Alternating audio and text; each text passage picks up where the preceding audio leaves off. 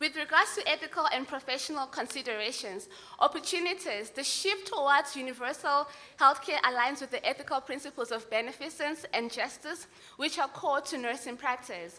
Nurses will be able to advocate for the patient's rights and the fair distribution of resources. The challenge is, however, nurses may face ethical dilemmas, especially when resources are limited and have to prioritize care. So I would like to share just 2 questions from the survey that was conducted with the answers, just to show you what happened with the survey. So on the question, how do you think the implementation of NHI will impact your daily work as a nurse? The results indicated that there's still a lot of work from the government to effectively communicate on NHI to all nurses, be it in the occupational health space, medical aid space, hospitals, both private and public sector. On the question, do you feel adequately trained to handle the challenges that NHI will bring? The results confirm that NHI needs to invest in ongoing training and development for nurses so they may be fully equipped and aligned with the NHI plans on healthcare. So with the advantages and disadvantages of NHI, on the advantages, there will be overall low healthcare costs as the government will be controlling the price of healthcare. There will be potential improvements of the healthcare as high standards will be set for both hospitals and clinics in both public and private.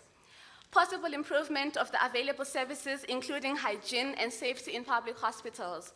Stimulation of the economy as a healthier workforce comes out with the NHI making provision for preventive care. NHI will bring equality by removing barriers to healthcare based on the ability to pay. The disadvantages thereof. A blow to autonomy, as South Africans will be forced to make use of NHI, regardless of whether they want to or not. Increased financial burdens on taxpayers, the uncertainty on what the NHI will cover and what it will not cover. Ongoing discussions around the NHI might create uncertainty for us nurses regarding our roles, our responsibilities, and the future landscape of healthcare. And this could actually lead to anxiety and resistance amongst us professionals. There will be decrease in quality of care provided. NHI's primary focus is directed to basic and emergency health care, so therefore, longer waiting times for elective procedures. Possible migration of nurses and doctors for greener pastures. Increased unemployment rate as those previously working for the medical aid schemes will be retrenched because their departments will now be redundant. In conclusion, from the nurses' point of view, the NHI represents an opportunity, an important opportunity to enhance healthcare access, improve health outcomes, and expand professional roles.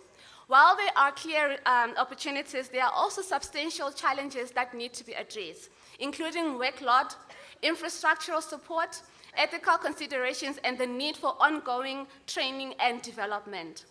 With the understanding that we are still in the transitional phase until the expected full rollout in 2028, NHI needs to consider bringing in the nurse's voice and allow the nurse's voice to be heard in policy discussions. NHI needs nurses, and the very nurses must receive ongoing training and development in order to align with the plans of NHI. And I'd like to believe that this will be the key to a successful implementation of the NHI. I thank you all.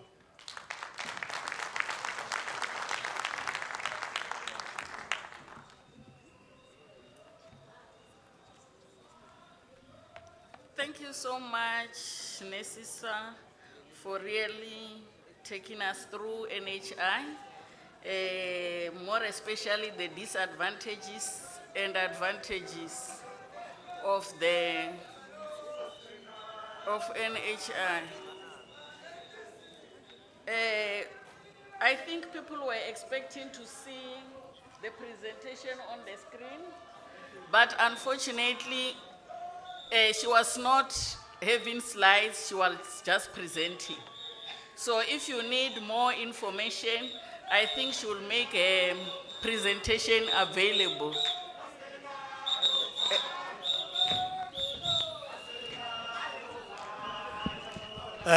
KZN, comrades, the plenary is on session, comrades. Thank you very much.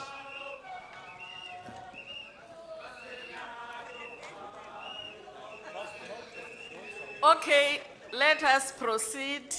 We will now be listening to the message of support from ICN international partners. We were also expecting a representative of the board member from Africa, but unfortunately he was unable to travel to South Africa due to visa problems.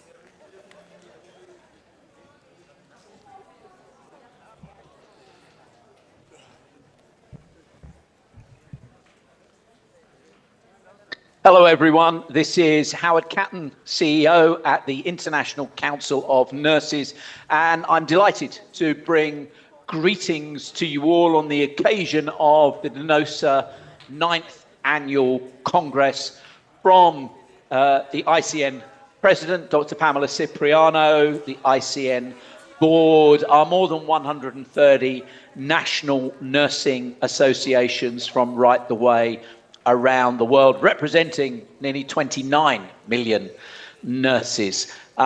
Please let me recognise in particular your President, Simon, your Director General, Daniel, for their steadfast leadership of DENOSA, and also to recognise Temboeka Gwagwa, who was an ICM board member and was such a powerful advocate for nurses, not just in South Africa, but in Africa during her time with ICN.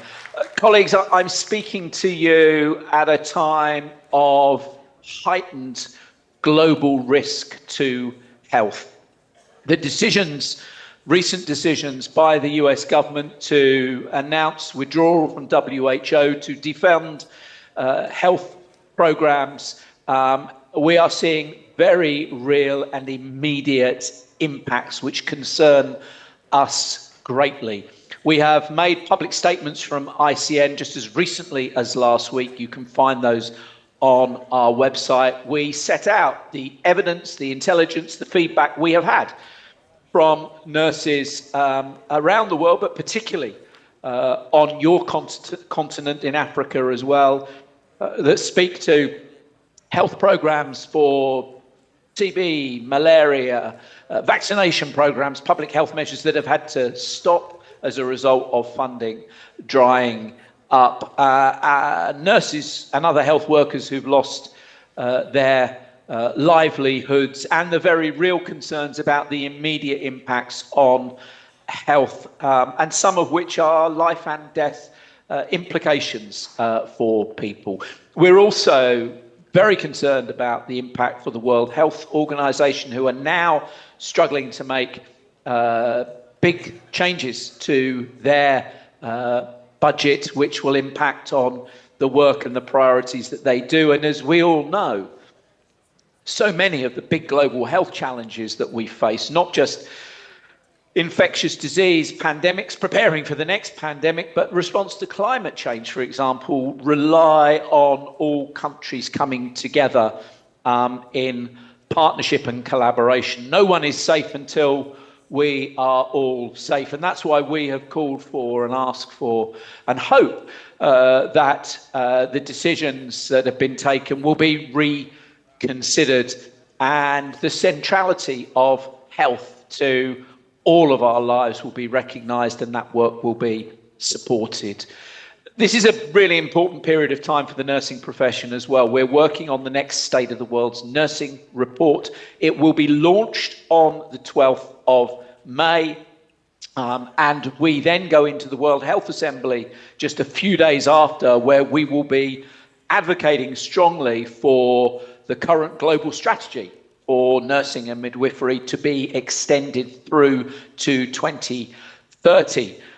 That's even more important in light of the decisions from the US, and we are working very hard to make sure that nursing is still recognised as being a priority by the World Health Organization. And of course, all of these issues we will be discussing at the ICN Congress, which follows just a few days after that in June. Before that intensely busy period in May, I wanted to let you know that ICN will be releasing 2 new reports on the 16th of April. There'll be a webinar. You'll be invited to join those, where we are focusing very specifically on the health and well-being of nurses. Our theme for this year's International Nurses Day is about caring for nurses, and how when you care for nurses, you strengthen health systems and you strengthen economies. We have a survey from nearly half of our associations right the way around the world, telling us the reality of what's happening to nurses' working conditions, pressures of work, staffing levels, pay, and we are going to be sharing all of that on the 16th of April with the ICN recommendations of what we need to do. Issues to do with pay, terms and conditions are absolutely at the heart of ICN's mandate. We've been very vocal over recent years on poor and inadequate pay, violence and harassment at work, the need for decent conditions. We cannot deliver great care if we don't look after nurses and the healthcare workforce. And we're going to be bringing those arguments forward yet again with really strong evidence on the 16th of April. And another key piece of work that ICN has been very vocal on over recent years and is going to continue this year as well, which I know, again, is a significant issue for you and for nurses on your continent, is the migration and the recruitment of nurses. Of course, no one stands in the way of the right of nurses to move and migrate, but we do not believe that current arrangements sufficiently compensate, recognise, pay back to countries who are losing their nurses for the investment that those countries have already made to educate their nurses. It's more important than ever that all countries invest in educating more nurses, and if they are recruiting, there is genuine and meaningful mutual compensation. And I have said, and I've been on record for some time now saying that I believe that has to also involve dollars, pounds, euros, financial compensation as well. That issue remains very significant for us, and I'm very grateful to nurse leaders across Africa. I was on the continent twice last year and had many meetings with nursing leaders telling me the reality of what was happening, what support African countries need as well. So it's an incredibly busy time and agenda. I thank you for your support. I thank DENOSA for being a steadfast and highly respected association within the family of ICN. I wish you all the very best for your Congress, and I hope to see as many of you as possible at the ICN Congress in Helsinki in Finland at the beginning of June. Take care, everyone.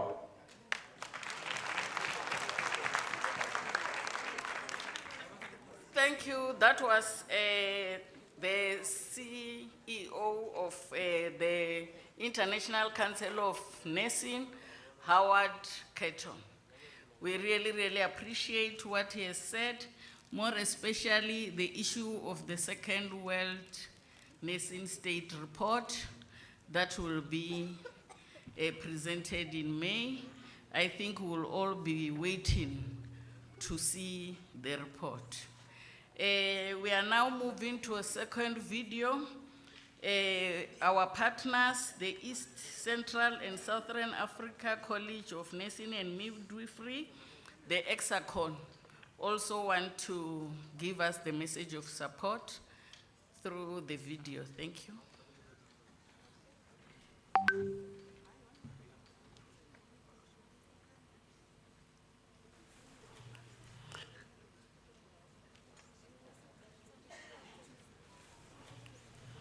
The President of DENOSA, Mr. Simon Hlungwane, and your leadership, sister unions of DENOSA, the entire membership of DENOSA, all protocol observed. Dear colleagues, I am honored and delighted to be invited to the 9th National Congress of DENOSA, that is taking place in Boksburg, Johannesburg. I am bringing warm greetings from the Hexacon, which is the East Central and Southern College of Nurses and Midwives.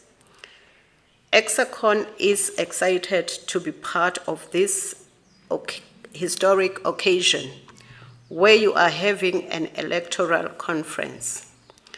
This conference has brought delegates from the 9 provinces together, where you are celebrating your achievements and pondering on the challenges you have encountered.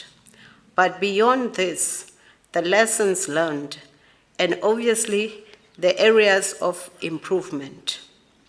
I have no doubt that DINOSA, being a strong organization, will have a successful and fruitful conference. This gathering also reflects DINOSA's strong commitment and accountability to its members. I understand that the National Congress serves as a vital platform for bringing DINOSA members together to discuss the welfare and advancement of the nursing and midwifery professions. As president of Hexacon, I would like to acknowledge DINOSA's leadership, starting from the president, Mr. Simon Hlungwane, for the outstanding guidance and dedication that have shaped and propelled this organization to greater heights in meeting its vision and mission. To that, I salute you, sir, and your leadership. DINOSA has been a valuable affiliate of Hexacon for many years and remains a fully paid-up member. We are always pleased to welcome DINOSA's delegation to our Hexacon Scientific Conference, where we continue to see increasing participation from your members.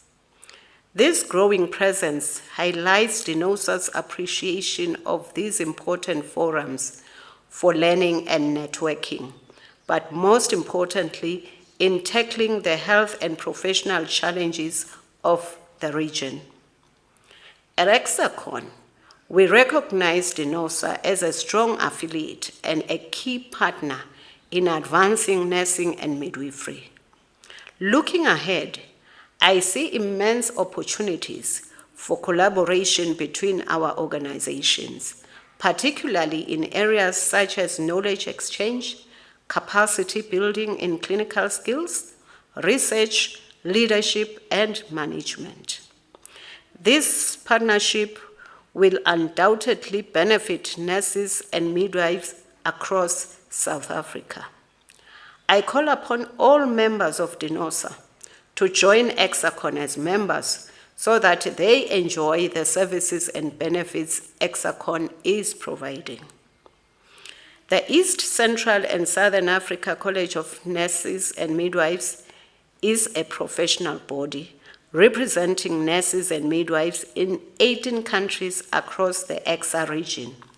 These countries include Botswana, Eswatini, Lesotho, Kenya, Madagascar, Malawi, Mauritius, Mozambique, Namibia, Seychelles, South Africa, South Sudan, Tanzania, Ethiopia, Rwanda, Uganda, Zambia, and Zimbabwe.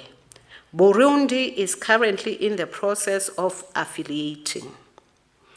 Hexacon is a college without walls, established by Ministers of Health of the Hexa HC in 1988 and launched in Malawi in 1990 by the late President of Malawi, Dr. Hastings Kamuzubanda. Since then, Hexa HC has established 10 more colleges.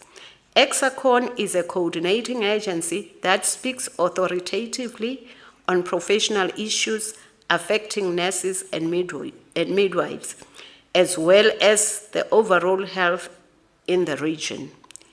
Its main mandate is anchored in the human resources development and capacity building, particularly in specialty areas called fellowship programs and continuing professional development, CPD. Our primary goal is to improve the quality of healthcare in the region by strengthening nursing and midwifery education, practice, research, leadership, and management. Tapping on the global targets set by WHO and ICN, making sure that we leave no one behind. In March 2023, ICN released a report calling for the shortage of nurses to be treated as a global health emergency. WHO 2024 estimates a shortage of nurses of 4.8 million by 2030, who are very pivotal in improving health and the wider economy.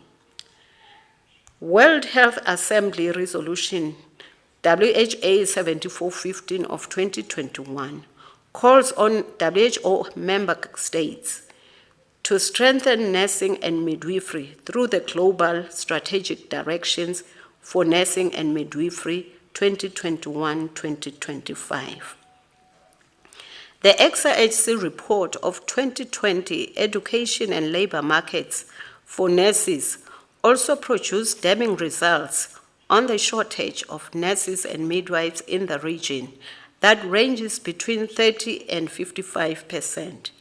Now the situation has been worsened by the increase in the disease burden, particularly the rise in NCDs, epidemics, pandemics, migration, poverty, unemployment, retrenchments, layoffs, economic and social factors, to name but a few. In mitigating these challenges, Hexacon has, through its mandate of strengthening programs that will strengthen nursing and midwifery, has developed specialty programs called fellowship programs, which are pitched at master's level. These are aimed at providing specialized training for nurses and midwives in the region. These programs have been successfully launched and nurses have been enrolled into them, and these include critical care, chronic disease management, midwifery, neonatal care, perioperative nursing, anesthetic care, leadership and management. Development of mental health and oncology nursing curricula are underway. Our investment in these technical areas ensures that nurses and midwives have a variety of options to specialize and advance their careers. Hexacon also provides short courses to update and enhance nurses' skills in key areas such as supply chain management and perioperative care. Graduates of these courses receive certificates of completion. In addition, we regularly host educational webinars to introduce nurses and midwives to new innovations in quality healthcare delivery. Hexacon is also committed to building research capacity among nurses and midwives. We have secured a grant to support nurses and midwives, particularly those working in surgical departments, to develop their own research proposals. This funding will enable them to present their studies or papers at major conferences, as well as publishing in esteemed journals. In closing, once again, may I extend my profound gratitude to the leadership and organizers of the conference for inviting me to this important gathering. Though I am not with you physically, but I am with you in spirit. I am therefore looking forward to strengthening the collaboration between Hexacon and DINOSA in advancing nursing and midwifery professions. I wish you a productive conference as well as successful sessions in the days ahead. I thank you.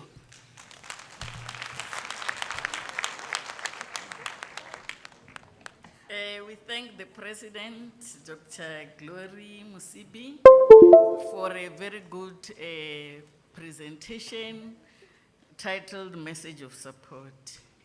We really, really appreciate everything, more especially the issue of knowledge exchange, capacity building, and research and seamless education that they are aiming to bring in Africa and the region.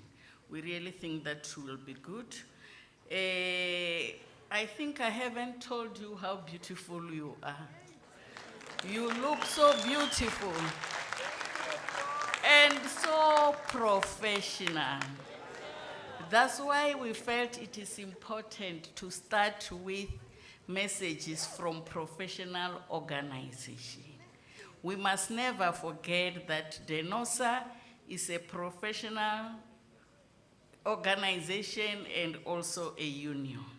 So based on that, I will now call DGS, so Didi, to give a message from POPCRO. Amandla. I'm not a POP crew member.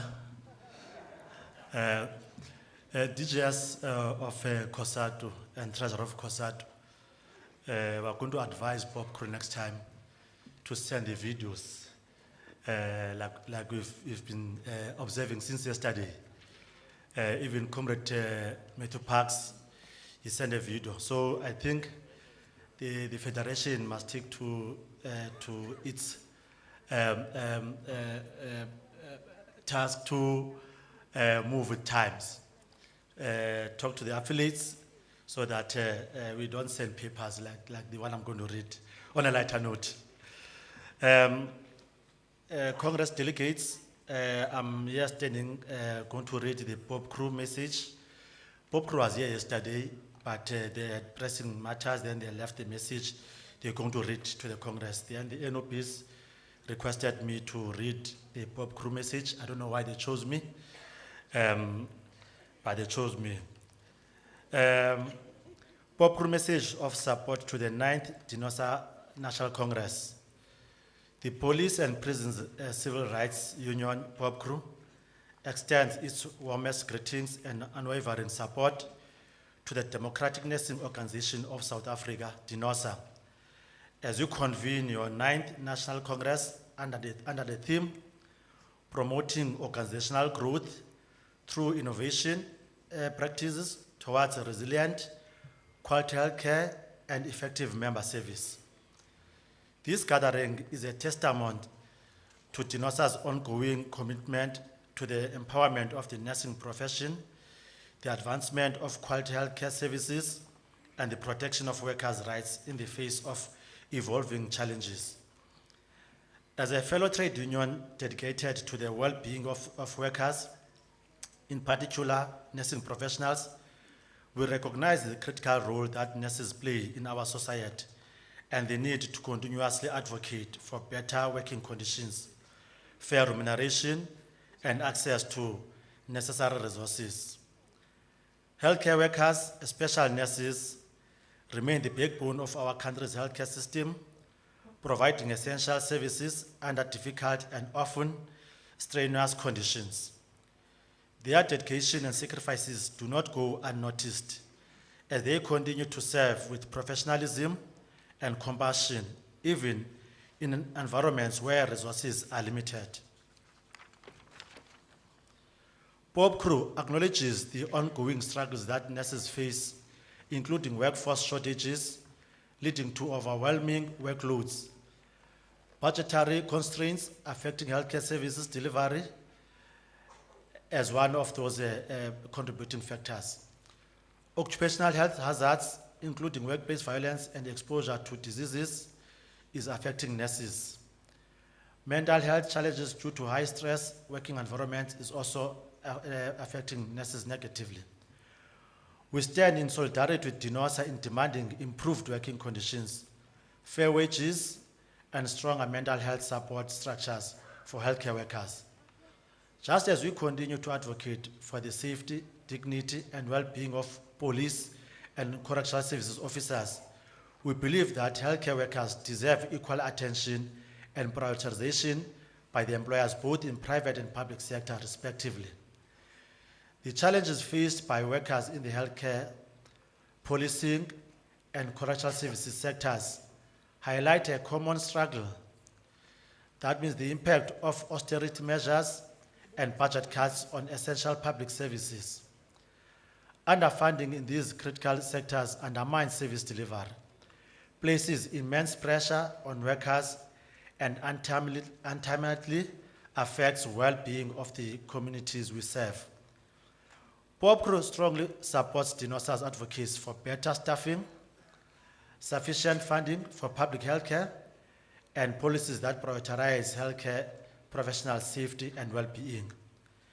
As unions, we must continue to work together to push for a fairer, more sustainable system that values its workers and invests in their development. The theme of this Congress emphasizes innovation, resilience, and quality service delivery that are essential in ensuring the long-term sustainability of healthcare and other public service sectors. Embracing innovation practices will not only strengthen DINOSA as an organization, but it will also equip members with the tools needed to adapt to the ever-changing healthcare landscape. As we reflect on the challenges and opportunities ahead, POPCRO commits to strengthening our collaboration with DINOSA and other like-minded organizations to build a future where workers are empowered, respected, and adequately supported. On this important occasion, we extend our best wishes to DINOSA and its leadership for a successful and a productive Congress. We trust that the deliberations and the resolutions from this gathering will pave the way for greater progress in the healthcare sector and beyond. POPCRO stands in full solidarity with DINOSA in our mission to protect and empower healthcare workers, ensuring that they receive the dignity, recognition, and support they rightly deserve. Together, let us continue to fight for the rights of all workers and for a better future for our communities. Amandla! Amandla!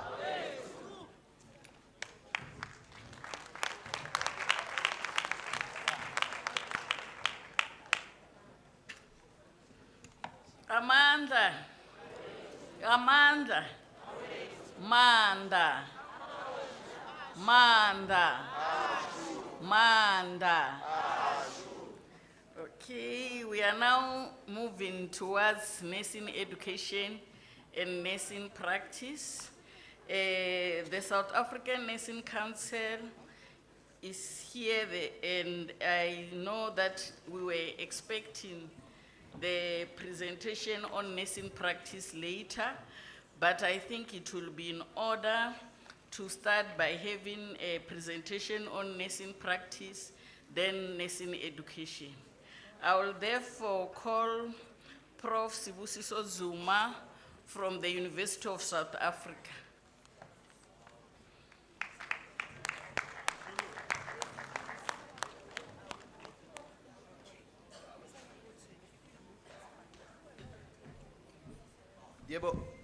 Greetings from the University of the Land, the University of South Africa, and I want to appreciate the opportunity to have been invited to the Congress, and also special greetings to the former Deputy Presidents under whom I had served and the General Secretary when I was still in DINOSA.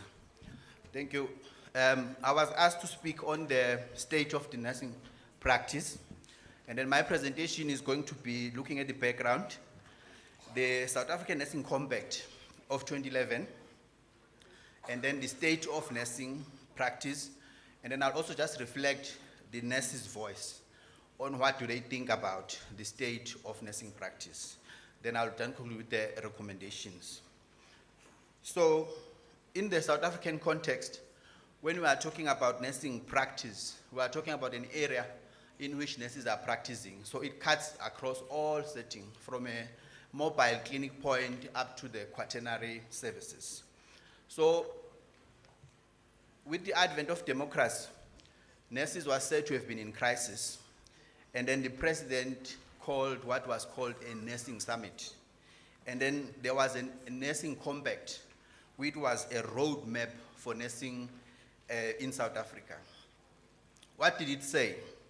It called upon all nurses to commit to the nurses' pledge of service, which was a bit of a query, because not all nurses take the pledge of service when they qualify.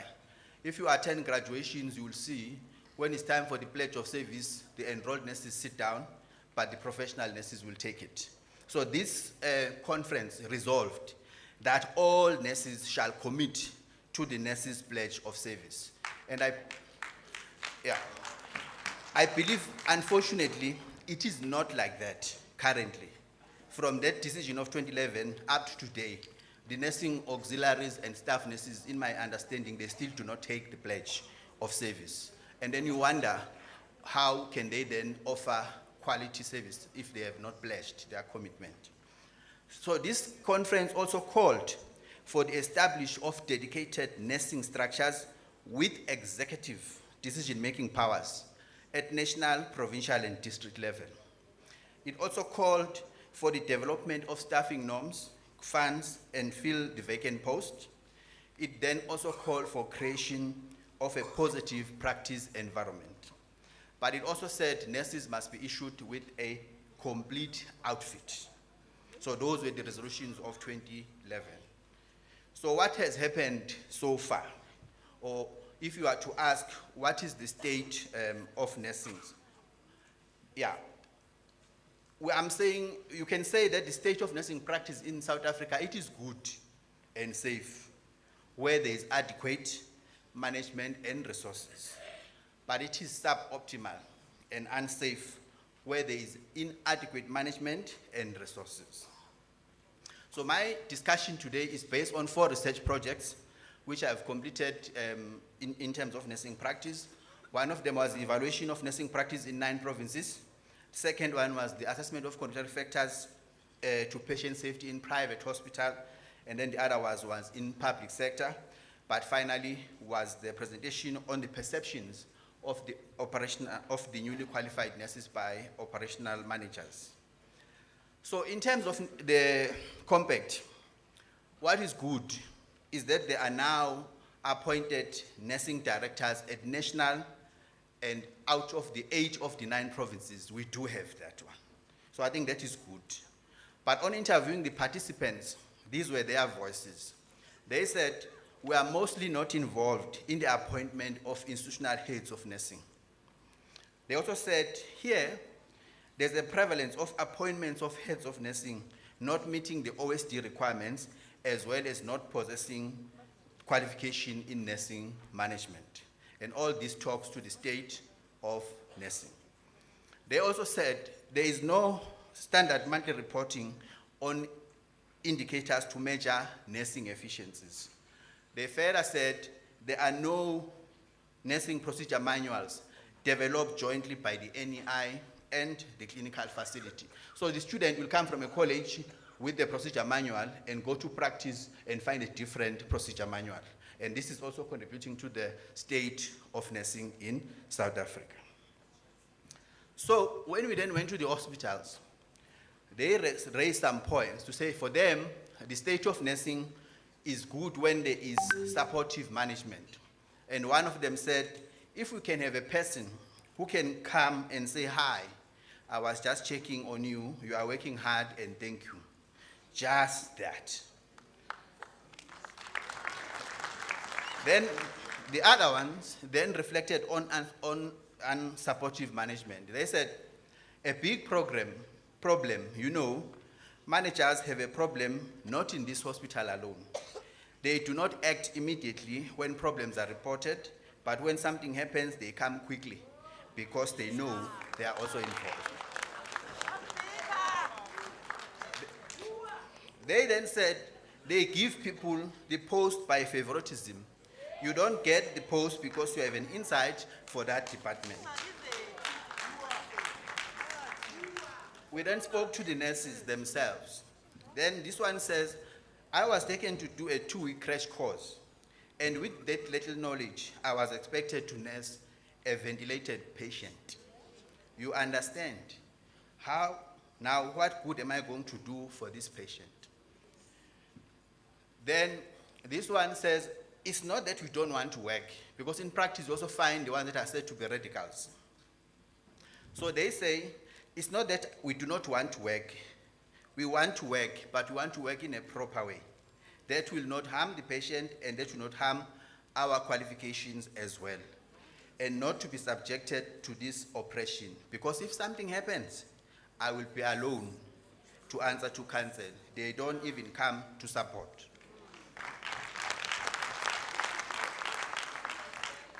So others say that if people are overworked, there's a lack of concentration, like myself.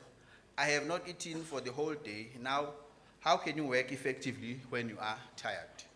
So I think I'll just move on others.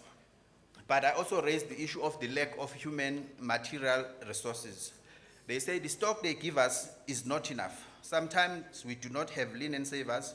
It is out of stock. We have to go and borrow from the other wards in that staff shortage.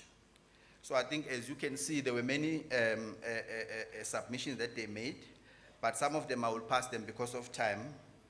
But what is important also, they raise the point in terms of recording to say sometimes we become confused and frustrated because of the documents that affect patient care. But I think you can read for yourself the first one, who ran reports that she does more record keeping than talking to the patient.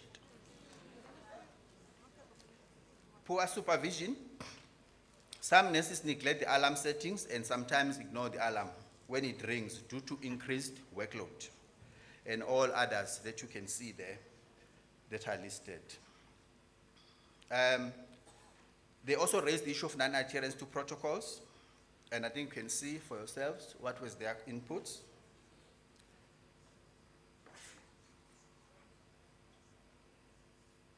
They also raised the issues of ineffective communication.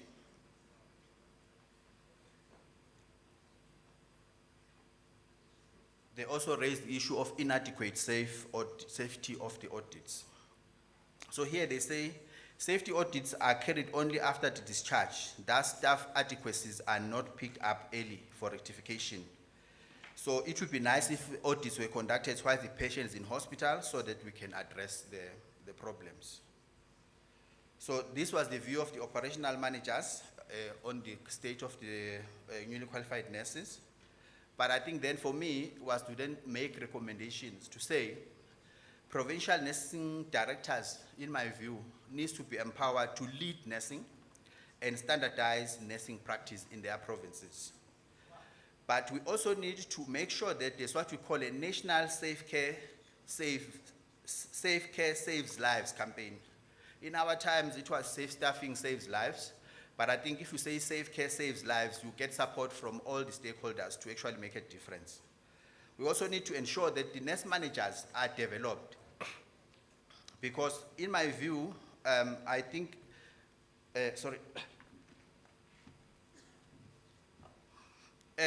when we appointed the nurse managers, as well as operation managers in this country, we never told them what we expect them to do. But when CEOs were appointed, there was a national program that was there to reorientate them on the role of the CEO in a health sector. So my submission is that we actually should have what you call a national nursing management development program so that nurse managers know what is expected of them in the situation. We also need to standardize nursing forms, reporting indicators and tools. But we do support or submit that there must be gazetting and implementation of the SANC nursing practice standards, because currently nursing practice operates, but there has not been nursing practice standards for the country. But I think I do also suggest to the Congress that there should be a second National Nursing Summit to assess the progress made since the 2011 resolution. And then I want to recognize this publication that I'm taking the information from, and then I'd like to thank you then for listening to me. Thank you.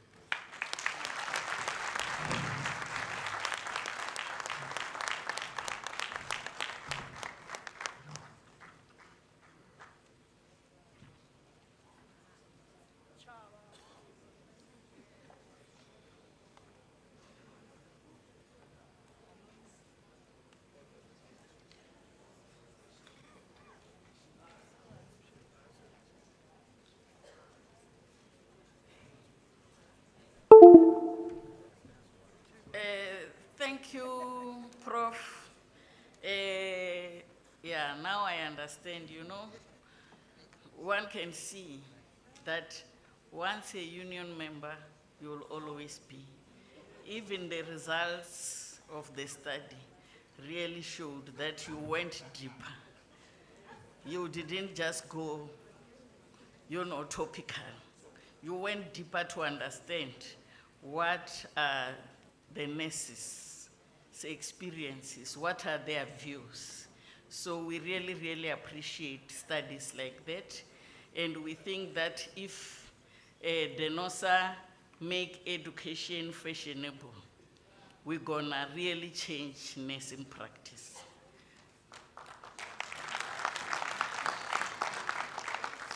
I therefore call upon our South African Nursing Council.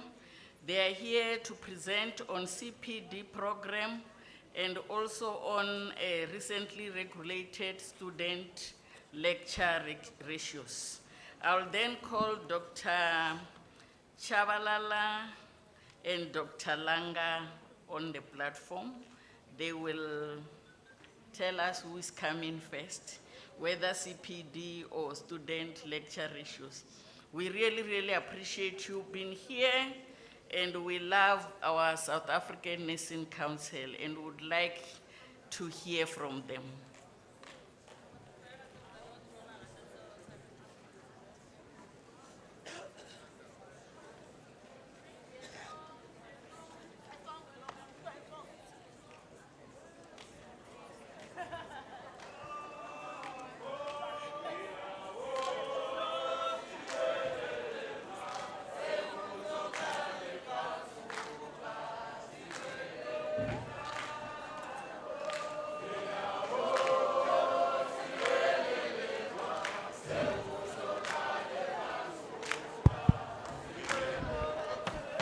Sesifikile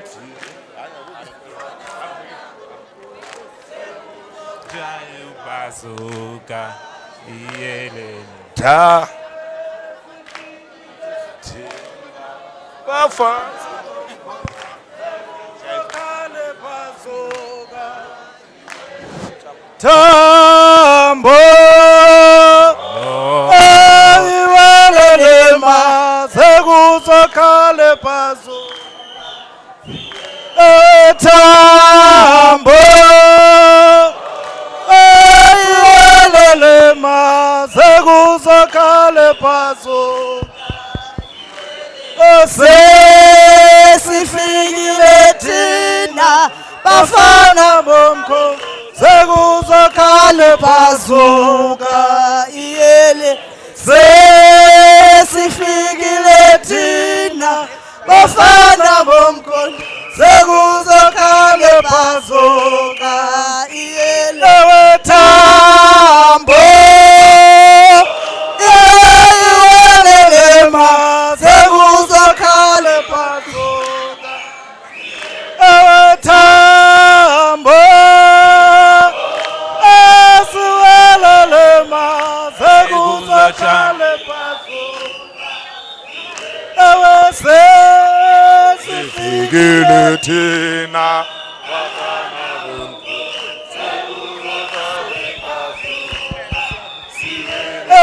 Tambo thina bafana bomkhondo Sekuzakale bazuka Tambo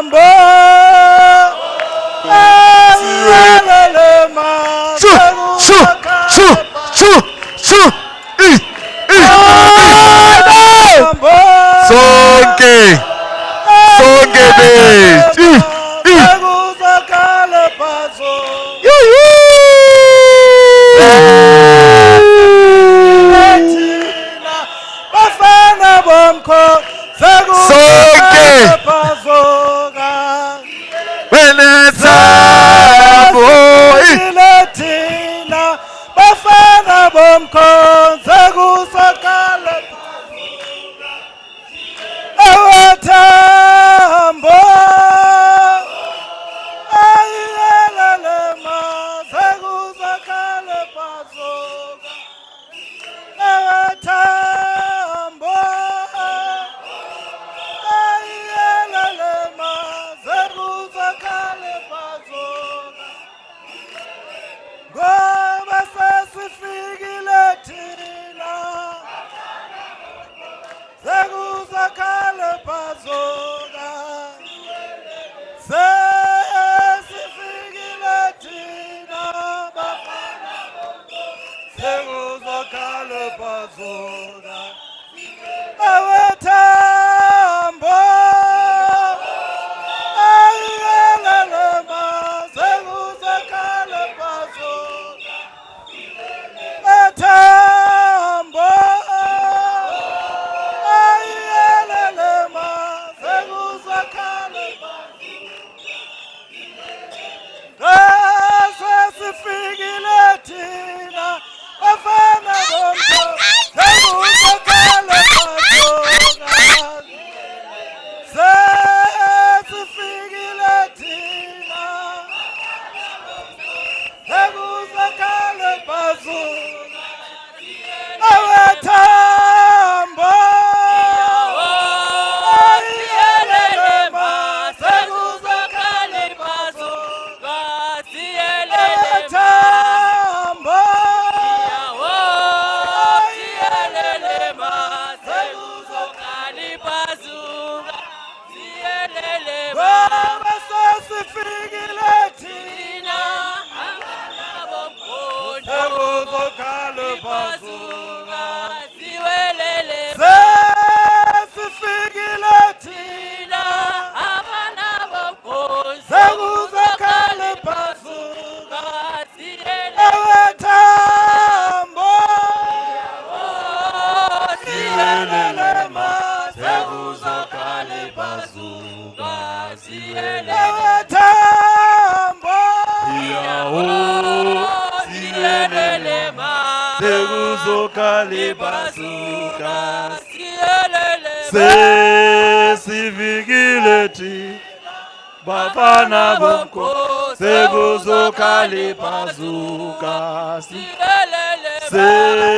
sesifikile thina bafana bomkhonza sekuzakale bazoka thambo yawo siwelele sekuzakale bazoka thambo yawo siwelele sekuzakale bazoka sifikile thina bafana bomkhonza sekuzakale bazoka siwelele sesifikile thina bafana bomkhonza sekuzakale bazoka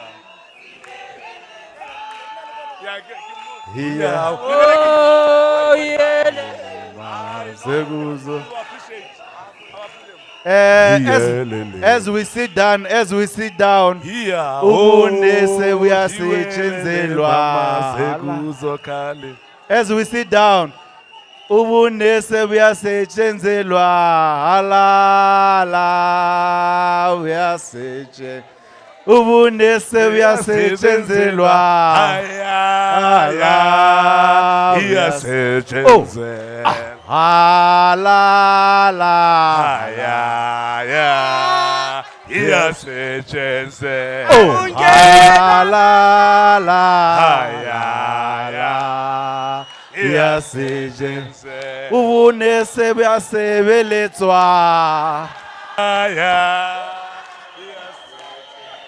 bunese buyasebeletswa la halala halala amandla awethu ayihlale phansi ibamba umthetho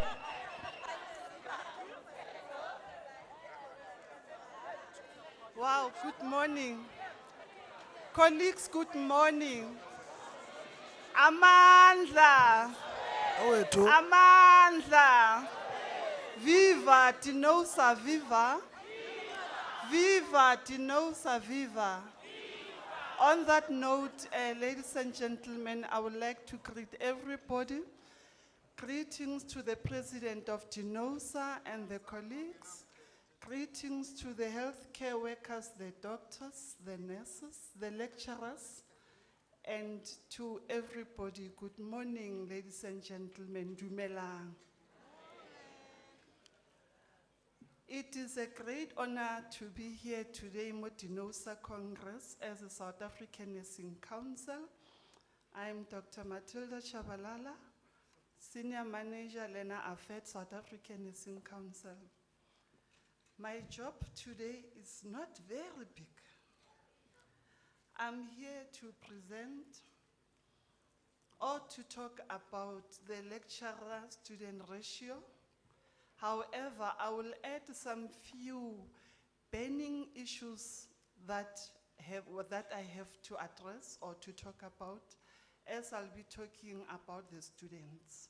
I will talk about the lecturers. I'll also talk about the nursing education institutions and the clinical facilities. This is the outline. We'll talk about the functions of South African Nursing Council. That is the mandate for the provider affairs. That is the section that deals with accreditation and monitoring and evaluation of the nursing education institution, including the health establishment. I will also talk about the overview of the lecturer-student ratio. I will talk about the revised ratios for the postgrad and the undergrad. And also I will add few of the considerations for placement of students.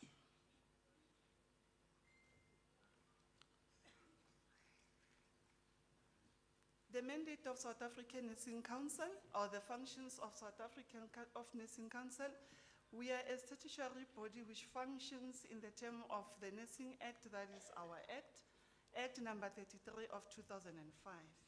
The mandate of the council as stipulated in the Nursing Act, first of all, under section 4.1 and D, what Nursing Council does, we conduct inspections and investigations of nursing education institutions, nursing education programs. When we talk about programs, we are talking about the new programs, because now we're not talking legacy. Those new programs, I'm talking about Regulation 169, that is a higher certificate auxiliary nurse. I'll be talking again about R171, that is diploma in nursing. I'm just mentioning or listing the programs, the new programs, and also 174, that is bachelor's in nursing. And also 1497, that is advanced diploma in midwifery, and the PDG's postgraduate diplomas, that is Regulation 635. According to the Act, those are the programs that I will be talking about, and the health establishment, in order to ensure compliance with the Act and the rules and the standards as determined by the Council. Sub-Regulation 42F, we also accredit the nursing education institutions, including the nursing education programs, as I've listed them. Under 42G, we also carry out the quality control inspections in accordance with the prescribed conditions. Then we have a specific regulation that is related to accreditation of institutions as nursing education institution, that is our government notice Regulation 173 of 8 March 2013. Now, colleagues, let me talk about articulation. In simple English words or terms, articulation is from moving from lower standard to the next, or moving from a certain grade to the next, from certain program to the next. So I tried to simplify this so that you understand the bigger picture of what is happening. We come to nursing, this is the new programs. This is what is expected. After the changes in nursing education or after nursing education transformation or transition, we are now looking at this. A student will come with a matric that is level 4, or we call it a national certificate. Others, they call it matric. The others, they say umalusi, but more than anything that is matriculation, it is level 4. You will be admitted in a college or a nursing education institution with a matric in level 4, then 169. Others will qualify, prefer to do a one-year course that is 169, that is the higher certificate in auxiliary. Those who qualify to do a diploma in nursing, that is regulation 171, that is a 3-year course, it is in level 5. So if we look at our level 6, level 6 is 171, that is a 3-year course, diploma in nursing. We call those general nurses, but it is a 3-year course. That is the new life now. Then again, in level 7, we've got a 1497, that is advanced diploma in midwifery. After you've completed your 171, your 3-year course, then you qualify, you articulate to do an advanced diploma in midwifery. That is regulation 1497. It is only 1 year, right? And then equivalent to level 7, we've got 174. That is a 4-year course. Presently, mostly it is done in universities, though there are nursing education institutions that have applied for 174, but for now it dominates in universities. It's a 4-year program, 480 credits. Then when you qualify, you have your bachelor in nursing. That is regulation 174. Then for level 8, we've got our postgraduate diploma. That is regulation 635. It's a 1-year program, 120 credits. This is our nurse specialists. So colleagues, if you look at the levels, there is no way you can move from level 5 with 1-year program, higher certificate, and then overnight you decide that you want to be a specialist, a primary care nurse, then you want to do a level 8, a postgraduate diploma, and become a specialist. So in this format, it is different levels, different credits. So I try to simplify for everybody to see when do you qualify to do a PDG or a postgraduate diploma. You should at least have a level 7 before entry to do a level 8, because you are now a specialist. You will be specializing in a certain area. Does this make sense? Yes, ma'am.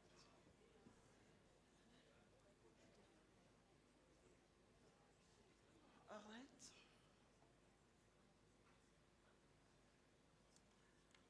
Okay, now the overview of the lecturer-student ratio. I'm trying to explain what is a lecturer-student ratio. More than anything, in simple language, these are the number of nursing students that are assigned to a particular or are assigned to one lecturer. If we say lecturer-student ratio, we are saying one lecturer is assigned a certain number of students, and this one lecturer is responsible to facilitate theory and practical, but the latest term we use for practical, we say that is WIL, work integrated learning. So this one particular lecturer is responsible for theory and also for work integrated learning. So when we say lecturer-student ratio, we are looking at the number of students allocated to this one particular nurse educator or lecturer. So the ratio can be 1:50, 1:25, which means one lecturer will be looking after 25 students or 50 students, facilitating theory and work integrated learning, or what we used to call practicals. Colleagues, this is a circular that was approved by Council. That is Circular 5/2023.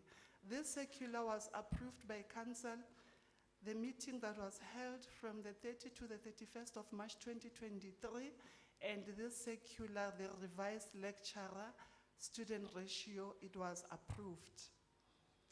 Why the ratios? Colleagues, if we are aiming for quality education, we definitely have to balance the ratios. We cannot have one lecturer and 500 students at a go. So for us to say we aim for quality, the ratios must balance, right? And another reason, it is for effective supervision. If a lecturer is by himself or by herself with 500 students, supervision is impossible. Students need to be accompanied when they do their clinical work. In class, students also have to be supervised. They need to be supervised. I will also show a slide where it indicates the ratios. There are different ratios for different programs. Colleagues, ratios are important because currently we have inadequate ratios. Lecturer-student ratios are inadequate. We know what is happening in our nursing education institutions. We go into the colleges, we find that nurse educators, they are sitting with 400 students in class and she's all by herself. And then when she goes to clinical and we go for an inspection, we find that there is no evidence that clinical accompaniment is happening. Clearly, students are not being accompanied. It is because of these huge numbers. And because now education is expensive, nursing education is expensive, let me give a practical example. If a person has to go for training under a private nursing education institution, they are expected to pay. Some of them a year, if it's a 3-year course, 171, diploma in nursing, it's a 3-year course. And a year it's 60,000. You could imagine 60 times 3. That is 180,000 for 3 years. Nursing education is expensive. Then you find the imbalance of the ratios. You pay for this child, the child is not accompanied, there is no supervision. In class there are 500, nobody cares. And also when we look at the ratios, now I'm directing this to the nursing education institutions to say, when you request for increase of numbers, make sure you increase the nurse educators and make sure you increase the resources. Because colleagues, it doesn't make sense for you to request to have 200 students and you've got only 3 classrooms with a capacity of 20. Your college caters for 60 students, but at the same time, you want 200 students. So resources must be up to par. Number of lecturers must also be up to par.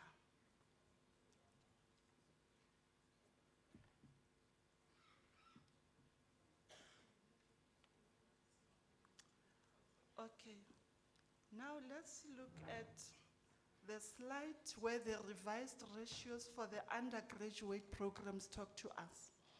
Undergraduate programs, it is R169, that is Higher Certificate Nursing Auxiliary. Diploma in Nursing R171, a 3-year course. So we are saying also in Advanced Midwifery and also in Bachelor of Nursing, we are saying one lecturer is to 50. One lecturer can look after 50 students or can facilitate teaching and learning in class for 50 students in class. This is theory. But clinical or work integrated learning, when it comes to higher certificate, also in diploma in nursing, we expect a lecturer only to look after 25 students. 1:25. One lecturer is to 25 students, not more, right? And then when we look at advanced diploma in midwifery, this is a specialized area, colleagues. This is one area where there are a lot of litigations, there are a lot of misconducts. Therefore, the ratio is 1:10 for midwifery. And then for Bachelor of Nursing, we are saying 1:25 clinical accompaniment, but for the component of midwifery, 1:10. So nursing education institutions, they need to make sure that every time when they have a midwifery component, the ratios are different. When they accompany students in the labor wards or any other area where midwifery is concerned, they must look at the ratios. They should only have 10 students. Now let's look at the ratios for the postgrads. Our postgrads, that is Regulation 635, we are talking about the primary care nurses, the ophthalmology specialists, we're talking about critical nurses. This is our nurse specialists. In this, we are saying for class 1:50. Clinical programs, we call them clinical programs because these are clinical specialists, right? So for theory, only 50 students in class. But when they do will or practicals, lecturers must accompany only 15 students. These are specialized areas, attention is needed. We are talking specialists. So 15 students, 1 lecturer, right? Then we've got 2 non-clinical programs, that is nursing education and health service management. So we are saying in class, it's fine, they can be 100. 1 lecturer can facilitate 100 students. But when it comes to clinical accompaniment, it will depend with the memorandum of agreement the nursing education will sign with that clinical facility. For health services, they will have an agreement, the college and the hospital. And for nursing education, the college and another college, they will have a memorandum of agreement regarding number of students they will place in there. And the nurse educators whom will be responsible for accompanying these students, it will be based on the memorandum of agreement signed between the nursing education institution and the other nursing education institution for the practicals.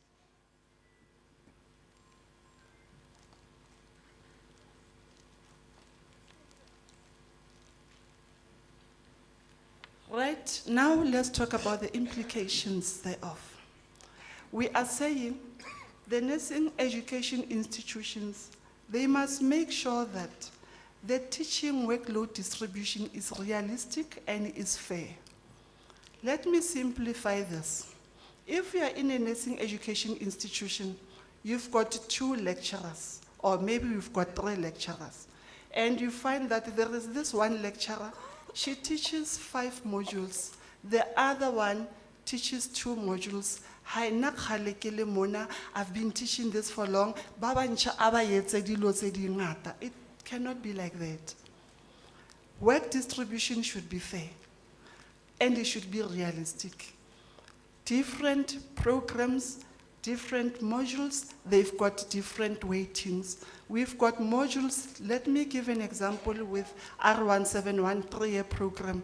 We've got reproductive system in there, we've got informatics in there, we've got a little bit of introduction of research in there. So we are saying those modules, they've got different credits. Others, they've got 8 credits, which means if you convert 8 credits into hours, it is 2 weeks, 80 hours. which means the credit bearing of that module, it should be taught in 2 weeks' time, is 8 credits. So we cannot have one lecturer teaching a module with 8 credits only, while there's a person with credits about 16 or 160 up until about 240. So we are saying nursing education institutions, make sure that the modules, together with the credits and the weighting, they are fair. That is fair distribution. And we are also saying, colleagues, increasing students in nursing education institutions is not an automatic thing. Nursing education institutions, they have to go to Regulation 173 that talks about accreditation, and also it talks about how to apply if you want to increase student numbers, you want to change address, you go to that regulation, Regulation 173. Increase of student, you have to apply. You go into the website, you get Regulation 173, and then it will guide you. It doesn't mean, okay, 2024, this college, you took 25 students, 2025, automatically, high sizothatha u50. No, you apply to Nursing Council, you use Regulation 173 to guide you, and then an analysis will be done. You are increasing student, we will analyze what you've submitted. We will look at if you've increased the resources, you've increased the nurse educators as much as you want to increase the student. So it is not an automatic thing, colleagues. And if you apply for an increase, if you applied for a new program, at least you should be having a year with that program, because we would like to know. If you say you increase number of students, let's see the previous student, their performance. Let's see the put through, the output of the number of students you initially had on this program. The pass rate, we want to see the work distribution plan, because we are increasing the student. We want to see the material resources that you've improved, because now you increase students, you must increase lecturers, and also you must work on the material resources like the classrooms, like the teaching aids, okay?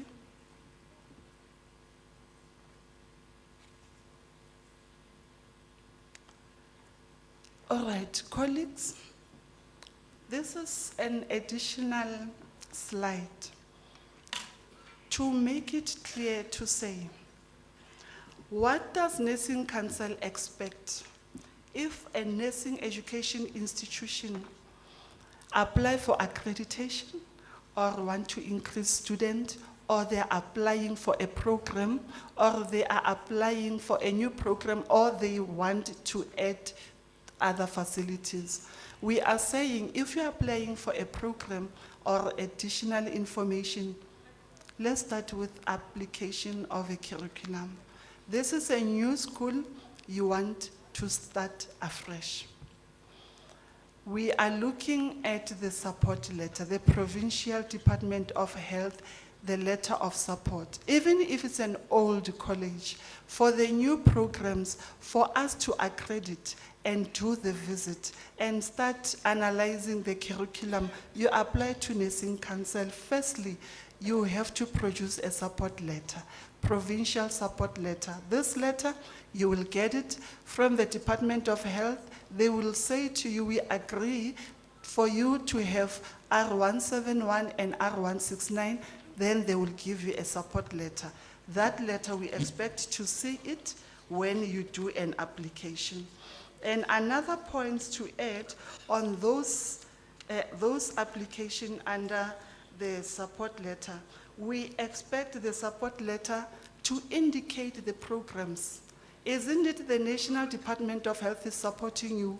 So indicate for which programs. Is it 169 or is it 171 or is it PDCHIP? And also, it must list clinical facilities. National Department of Health agrees for you to have 169 program, 171 program. Therefore, this student, they will be trained or they will conduct their clinical outcomes in these clinical facilities. They must list those clinical facilities. It can be hospitals, it can be clinics, but the support letter must be visible. It must have the clinical facilities, and it must also be signed by the relevant parties, stamped and dated. So some of the issues that make accreditation to delay, it is issues like this. Nursing education institution, they apply for program. The institution want to start postgraduate diploma, and we are asking for a support letter. The support letter is not there. They can't even submit. When we do the inspection in Logo, we come unannounced. We look for those documents. The document is there. Then it looks like we are not accrediting you. Then another point, the memorandum of agreement. There should be a memorandum of agreement, colleagues. The memorandum of agreement between the nursing education institution with the clinical facilities where they are going to place students. And that memorandum of agreement, it should also indicate the programs that are supported also, the number of students that we are going to place in those clinical facilities. Both the nursing education institution and the clinical facility, they should sign. They should initial every page. And the people responsible should have witnesses. The witnesses must also sign. And there should be a duration of that memorandum of agreement. So these are some of the challenges the accreditation office face. The memorandum of agreement will be submitted, but it was not signed. Or there are no proposed number of students, or we don't know it is for which program. When we communicate with the nursing education institution to bring the corrections, they do not submit, or they take longer. Therefore, that delays the accreditation. Then there is a service level agreement between the two parties also that needs to be signed, also including the situational analysis. Let me go deeper with the situational analysis. We request, colleagues, this is a plea. Nursing education institutions, when we talk about situational analysis, please encourage the nurse educators not to take the situational analysis document and dump it. Go to clinic or go to petlele. They must sit, go through the situational analysis with the person responsible for placement of students, because the information in the situational analysis indicates that the nursing education institutions know this clinical facility. By the time we come for a visit, you know the facility, you went through the facility, you completed the analysis with the person responsible. So those clinical situational analysis are important, colleagues. So in the situational analysis, we will want to know the distance between the nursing education institution and the clinical facility. Isn't it student will be placed in that clinic? We want to know the distance. There are colleges that are very far from the clinical facilities. We want to know the measures of distance for students. We're looking after students. If they have to walk long distance and then we expect them to give quality care to patients, we are now being impossible. So we want to know the distance between the nursing education institution and the clinical facility. We also want to know the bed state. If it's a hospital, how many bed state, the bed state of the hospital? Is it a 200-bedded hospital? We also, hey, colleagues, information is a lot. Otherwise, let me try to sum it up. Whether situational analysis is an important document, we expect that information to be there. We want to know the bed state, how many beds, and the capacity, so that we will be able to know how many students will be placed in different departments. Other institutions that are placing students in there, we also want to know who are other nursing education institutions that are placing there, the human resource, people who will be accompanying students in that clinical facility. We want their names, their qualifications, their SANC numbers. Are they up to date with the annual practice certificates? Are they not owing the Nursing Council? That is the highlight of the situational analysis. The service level agreement, I spoke about it, and the situational analysis. So colleagues, this is a highlight to say the delay of the programs, the delay of accreditation, it is because of some of these issues that I've just mentioned. Then in conclusion, colleagues, we are saying, based on the theme, DINOSA today, it says promoting organizational growth through innovative practices towards a resilient quality healthcare system and effective member services. We've contextualized the theme to academia. We are saying, for innovative practices in nursing education, let the nurse educators look at leveraging technology. Let's implement the e-learning platforms, virtual simulation, the artificial intelligence-driven assessment. We are saying for resilience and quality healthcare system in nursing training, sustainable education models. Colleagues, let's start to integrate the interdisciplinary training. Let's invest in lifelong learning and focus on evidence-based practice. Let's implement it and allow it to be into our nursing curriculum. For effective membership servicing in nursing education, we say the service, let's enhance student support services. How do we do that? We have to improve the mentorship programs. Let's counsel our students, colleagues. Let's support our students. And we are saying, when it comes to communication and engagement, we've got digital platforms, we've got mobile apps. Let's communicate with students. Accessibility of resources. Library should be accessible. If not the library, online databases and other skills lab, let them be accessible for our students. And then in closure, as a closing statement, I am saying nursing education institution can drive growth and resilience and excellence in healthcare training. Ultimately, we will definitely produce a highly competent and innovative nursing professional. I thank you.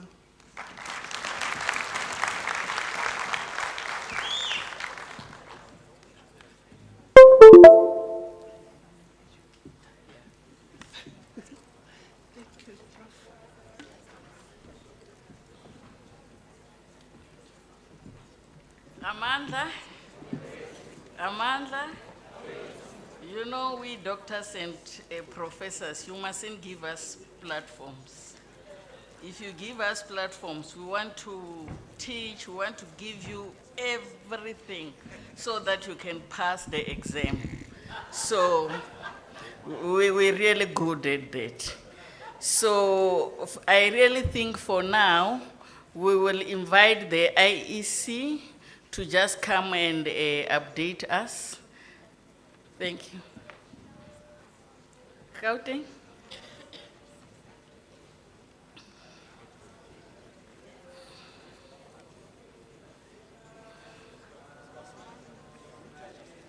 Thanks.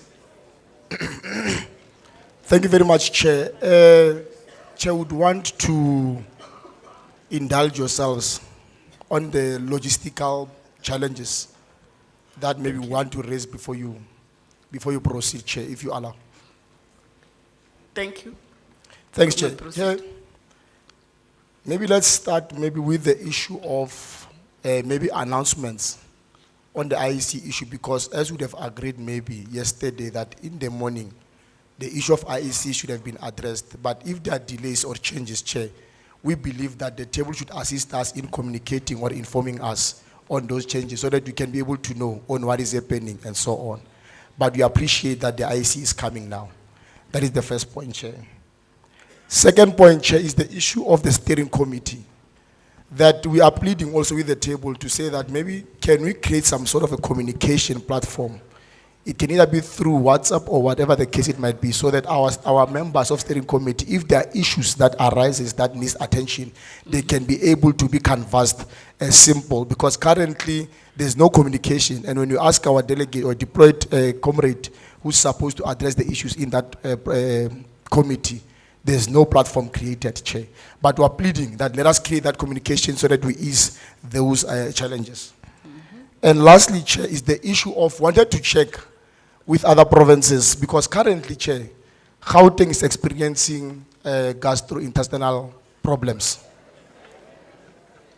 And Chair, we don't think that it's a matter that we need to take light, because it is distracting currently the runnings and the processes. Our comrades are always going outside, going to find, assist themselves because of constant requirement of the law, Chair.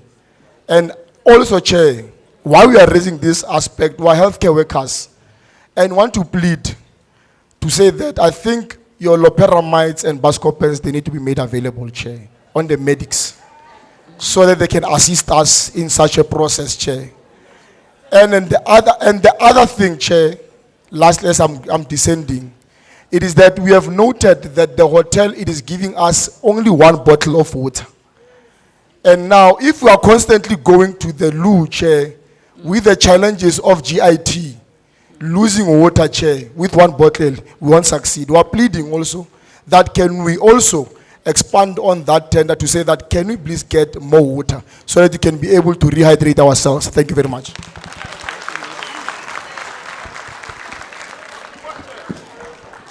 Thank you very much. I saw Prof looking at me to say I must respond to the questions. Please give it to DGS, Sibupane. Thanks. Hey, Chair, you went too deep. You come with this GIT. You forgot that we have the DGS of SADTU here. He doesn't know what is GIT. So I'll educate him what is gastrointestinal tract. And the DGS of Pope. Loosely translated, I am including sign language, comrades. Let's take note. Ordinarily, in conferences, when they do the cooking, because of large numbers, they tend to do steam cooking. And how people react to steam food differs. When you have a larger grouping reacting in that way, it means there is an issue of concern we must raise with them, particularly the chefs. So we're taking note of that. The Congress planning team must try and go to there. But here's the other thing, comrades, we must try to manage the times as planned. Because if food is prepared, it's ready at 12. If it stays longer, remember they ban those things and keeps it like that. They tend to create these things. So, but we must talk to them first. They must observe what is it that they're not doing right or that which they're overdoing, so that I know there's certain types of food when they cook in a particular way. I'll make an example. Should you cook and put bicarbonate of soda, which I understand it's a fashion nowadays. When you cook meat and want it to be well cooked on time, you add that. If I eat it, it causes them. So, but the team is going to address that issue. 2, I think the issue of IEC is covered because they are next. They were in a process of processing. That's why there was just a short delay of that. But I must indicate that IEC said they are ready while a presentation was going on. So we had to wait for the presentation to be finished before they can come on board. Thirdly, what was the other issue? Oh, the steering committee. I know. The steering committee, there's a complaint of communication within yourselves. Please sort it out. Let the Congress not get into your issues. Solve them. And then we will get your updates should you have issues. So, as you remember, issues that go to the steering committee goes to the DGS. If you have not done that management of your communication channel, please do it and solve it in that way. Eastern, is it Western Cape that had a board as well? Prof, if you allow me to check if they want to come or they are covered. Is it Western Cape? Just go to the podium, please.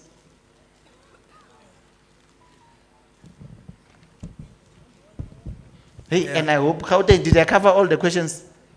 I covered, okay, sure. Western Cape? Yeah, thank you, President. Oh, oh yeah, the water. Let's request, Congress Committee, let's request water when there's apparently the hotel is not allowed to be clearing as and when the meeting proceeds in their arrangement. However, let's have water where, for example, if I've finished my water, I can access extra water. The other option, let be when we take a break and come back, instead of putting one water, let them put two. But there must still be access of water. I know there's tea, there's coffee, but sometimes you just need water and not those. So we'll arrange it. If it means we incur extra cost, so be it. So let's leave that as being resolved in that way. Western Cape, you can speak. Yeah, thank you, Chair. Chair, I think we would like to raise a motion, especially when IEC is in that podium and chairing. Okay, you can be noted. IEC, there's one hand from Western Cape, so you will address them when, because that is a matter that cannot be presided upon by me. President Losi not here. Okay, it's fine. You'll deal with it. There is also the treasurer of COSATU. There's the DGS of COSATU here. So when the president is not here, they will step in. Where is the, I know Saipu knows, I know Samatu knows, Comrade Dolope, I don't know. When they said loperamide, you know, Comrade Dolope, when you have that running stomach, there's that smaller yanapilisi, that one. Is the one that you take after each incident. And it helps you to recover from the diarrhea. But let me also indicate, if you're having diarrhea, it means you must drink a lot of water. It serves to rehydrate you. So do you avoid dehydration? Dehydration is a serious issue that can lead to consequences that can even be fatal. So it's important that we drink. We must request we have an ambulance. We must check the medic side. They must try to give us something of that nature. I do hope that they have the other things. Us as nurses, we know how we prepare our emergency role. And what is emergency medication? Comrade Dolope, when we're in the CEC and you ukala, siyakusiza, so we must make sure even today we take care of anyone, including more of allergic reactions, because that can lead to issues of constriction of the air pipes in simpler terms. I think we no longer have an issue. IEC, you can take the podium. Thanks. Thank you, Chairperson, and good morning, ladies and gentlemen. My name is Velim Zimela from the Electoral Commission in Gauteng. Our role this morning is just to outline the voting process that will take place. Yesterday we've read out the nomination report, and we had one portfolio that will be contested. Therefore, today we'll outline the voting process, how it's going to unfold. IEC, remember, they're not politicians, so when there's a board in a meeting of politics, you stop everything and you ask, is it an order? Before you proceed. So, but they're not giving you an order, they just want to be recognized. It is a session that I said I cannot chair, it must be presided upon by COSATU. So here's the DGS who will help you to deal with it. There's a board of Western Cape, as they were noted, by the way. Thanks. Thank you very much, Comrade President. Amanda. Well, just to clarify before we note and recognize the hand that the other leaders of the Federation, the President, the first and the second and the General Secretary are attending other meetings of COSATU, including the International Relations Committee today. That is why you don't see them here, Comrade President, and Congress. The second matter is that in terms of our protocol, the National Treasurer who is here with the DGS should actually be ascending. But she has requested me to do so that it doesn't appear that as Secretariat we are undermining our worker leaders. Comrade President, I did not capture the board that was, it's Western Cape. Okay, Western Cape, please take the platform. Thank you, President. What we want to submit today, President, is that as Western Cape, we are expected to participate today in an election. And Western Cape was the #1 nominee of the KZN, nominee of the National Gender Secretary of KZN, Comrade Sibonelo Cele. As Western Cape, we have consolidated to say that we are withdrawing our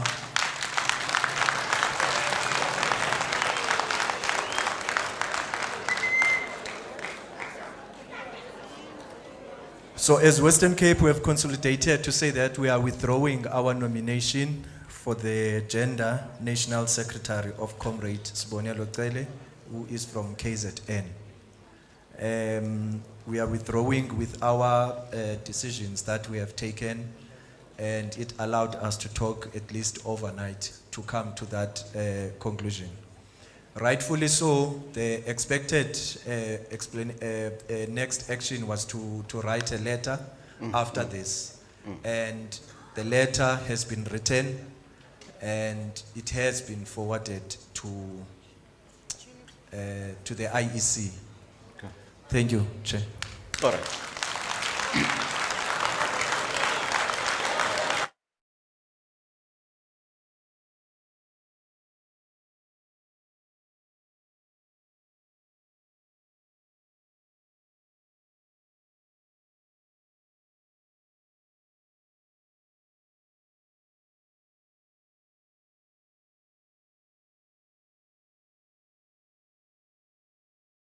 And in fact, before you ended, I'd already picked up that yesterday it was agreed by Congress that all the withdrawals or whatever that would be presented by provinces should actually be accompanied by letters. So I've noted that Western Cape has actually also submitted a letter to the IEC as agreed yesterday. I'm told KwaZulu-Natal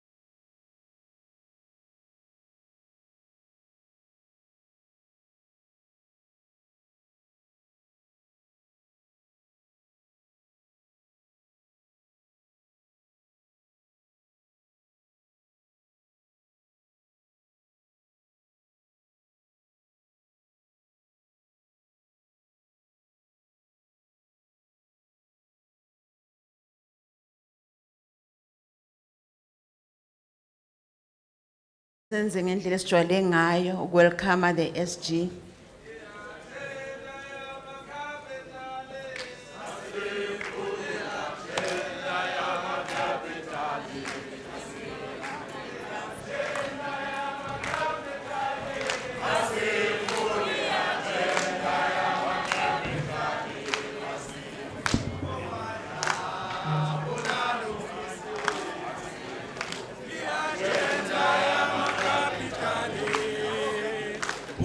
Ya bulalohane ya agenda ya makapitali ya agenda ya makapitali Hasifuni agenda ya makapitali. Hasifuni ya agenda ya makapitali Hasifuni agenda ya makapitali. Hasifuni ya bulalohane ya agenda ya makapitali Hasifuni ya bulalo Christian ya agenda ya makapitali agenda ya makapitali. Agenda ya makapitali. Agenda ya makapitali. Agenda ya makapitali. Goa ya bulalo Christian. makapitali Ya bulalo Christian. agenda ya makapitali Agenda ya makapitali. Agenda ya makapitali. Agenda ya makapitali. Ya makapitali. Ya bulalo Steve Biko.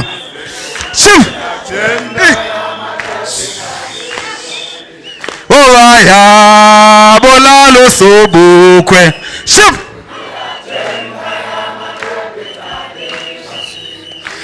Agenda ya makapitali.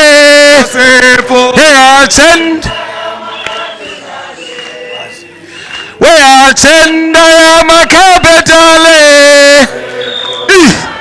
Ya makapitali. Ya bulalo Christian.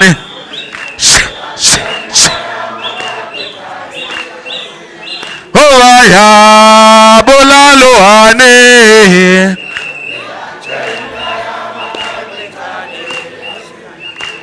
Agenda ya makapitali.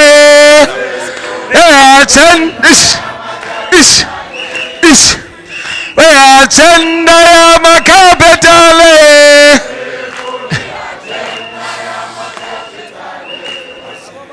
Ya bulalo Christian.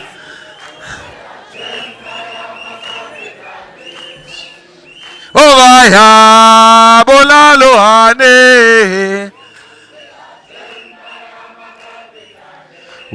Chocho, shumama cho, chio, hakekeshi wa makirela, hakekeshi wa masocha, hakekeshi wa makirela, hakekeshi wa masocha. Oh, hiotwa. Hiotwa le socialist. Amanda. Hiotwa. Amanda. Hiotwa ye socialist. Hakekeshi wa makirela. Hakekeshi wa masocha. Hakekeshi wa makirela. Hakekeshi wa masocha. Hiotwa. Hiotwa le socialist.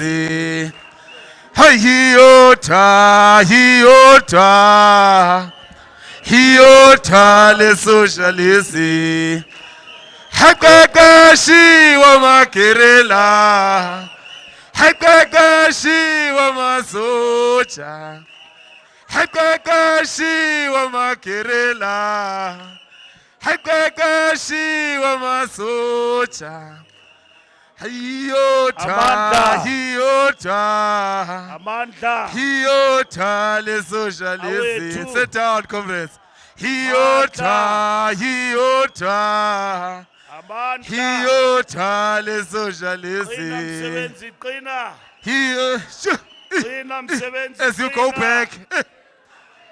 He was my soch. As you go back. Here she was my kirela. Makabane, as we are sitting down, thank you very much.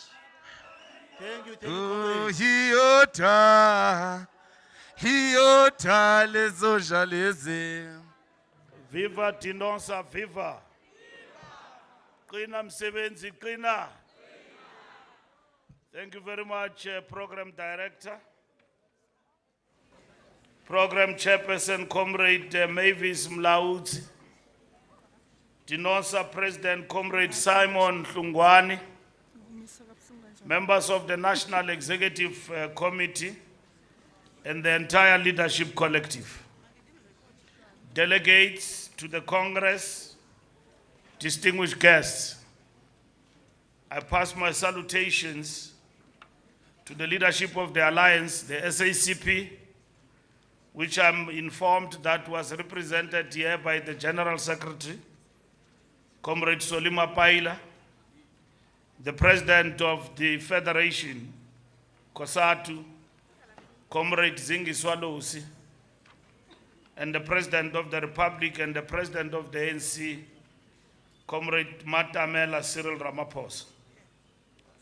Comrades, the ANC greatly appreciates the invitation to deliver a message of support to this 9th National Congress of Tinosa.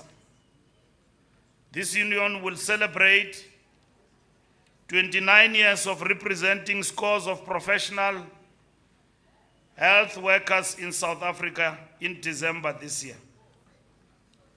The role you continue to play as frontline healthcare workers, saving life and limb under very trying circumstances must be appreciated.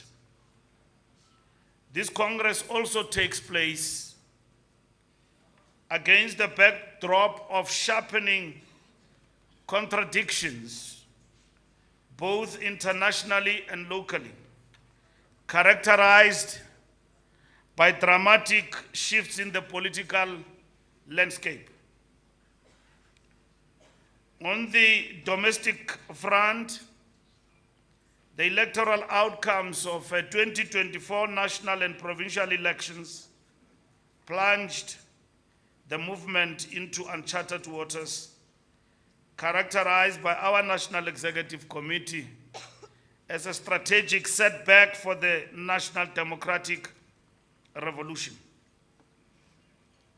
Despite this, as the party with the largest votes, the ANC seized both the tactical and strategic initiative and started shaping a narrative about the need for political parties to work together and voluntarily cooperate in setting up an inclusive, viable, and stable government of national unity in order to sustain the momentum to address people's needs and advance the national transformation agenda. Because we have never met since that time, and we are meeting with you since that time in your Congress, it is important to put things into perspective and to understand that voluntary participation meant that everybody was invited to this particular process, and others by choice decided not to participate. But we need to understand that the government of national unity in itself is not a melting pot. is a conglomeration and a bringing together of people who never worked together, who don't agree even on ideological basis. And that is why the reflection on the tumultuous situation of this government of national unity will from time to time reflect that. There is no better demonstration of our ability to forge ahead with our manifesto commitments, despite the changed political landscape, than the promulgation of critical transformation laws in the form of the National Health Insurance Act, the Basic Education Laws Amendment Act, and the Expropriation Act. So the ASIJIKI spirit will find expression in that government of national unity, and also will be demonstrable through the implementation of the transformation agenda in that particular government.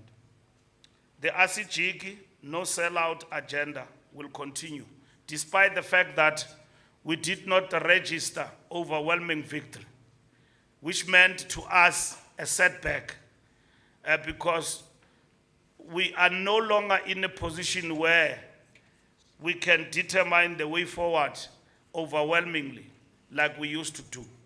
But we use our largest number to advance the agenda of transformation.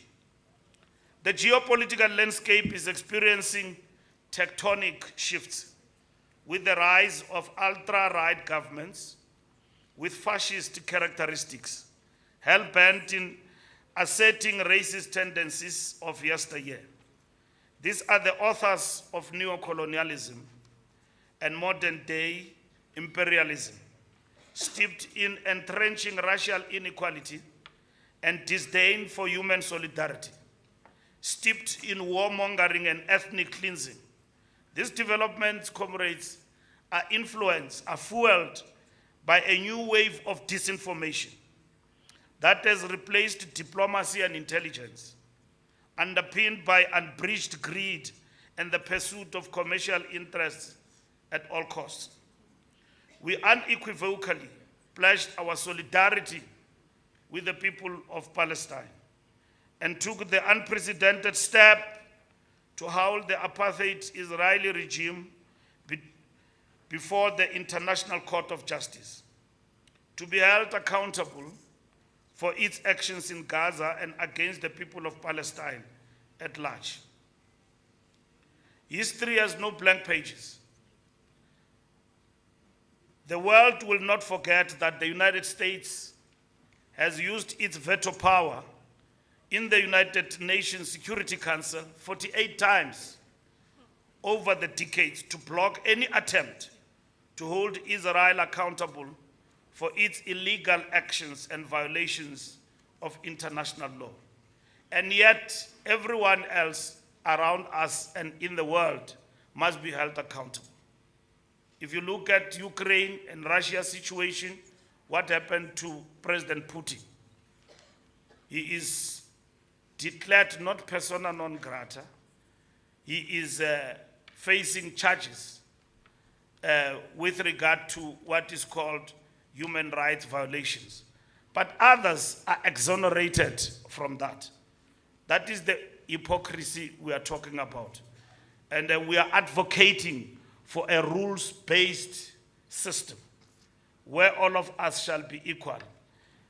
And our deep bonds of solidarity with those that remain oppressed were forged in the furnaces of our shared struggles, from Palestine to Western Sahara.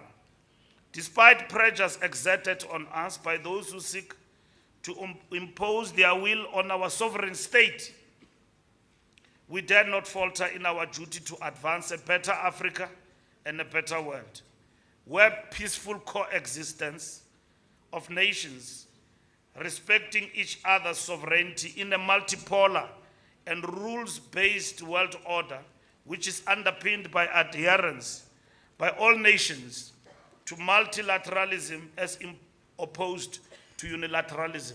What we see is not even unilateralism, is one state imposing itself on other state as the world policeman. We have a great expectation that the Congress will contribute to the important discussions on the task of advancing the national democratic revolution, as well as the primary task of the Union to unite workers, first within the Federation as well as workers in general. A few weeks ago, we celebrated 70 years since the founding of the South African Congress of Trade Unions, SACTU. The forerunner to our federation, COSATU. SACTU saw the beginning of our historic Congress alliance between the National Liberation Movement, the vanguard party of the working class, and the organized formation of workers, today represented by the ANC, SACP, and COSATU. This is victory, not just of worker struggles, but also of our struggles for freedom and our history of the National Democratic Revolution. Worker struggles in South Africa have always and continue to be struggles against exploitation and struggles for a society in which majority of South Africans have ownership in the economy, in which our people have work opportunities, employment, relations that do not undermine human dignity. The 2024 moment we characterized as a strategic setback for the NDR has brought to the fore stark contradictions, both within the alliance and society in general. Like any living organism, our alliance is dynamic, constituted by 4 independent allies. Even though we share common perspectives on the NDR which unite us, we will always have differences on tactics. However, we are all committed to the unity and cohesion of the alliance. We are engaged in deliberations aimed at strengthening the alliance, which include discussions on the reconfiguration of the alliance and to seek the most optimal way to ensure effectiveness of the alliance on the political programs of the movement. Comrades, SACP is a political vanguard of the working class.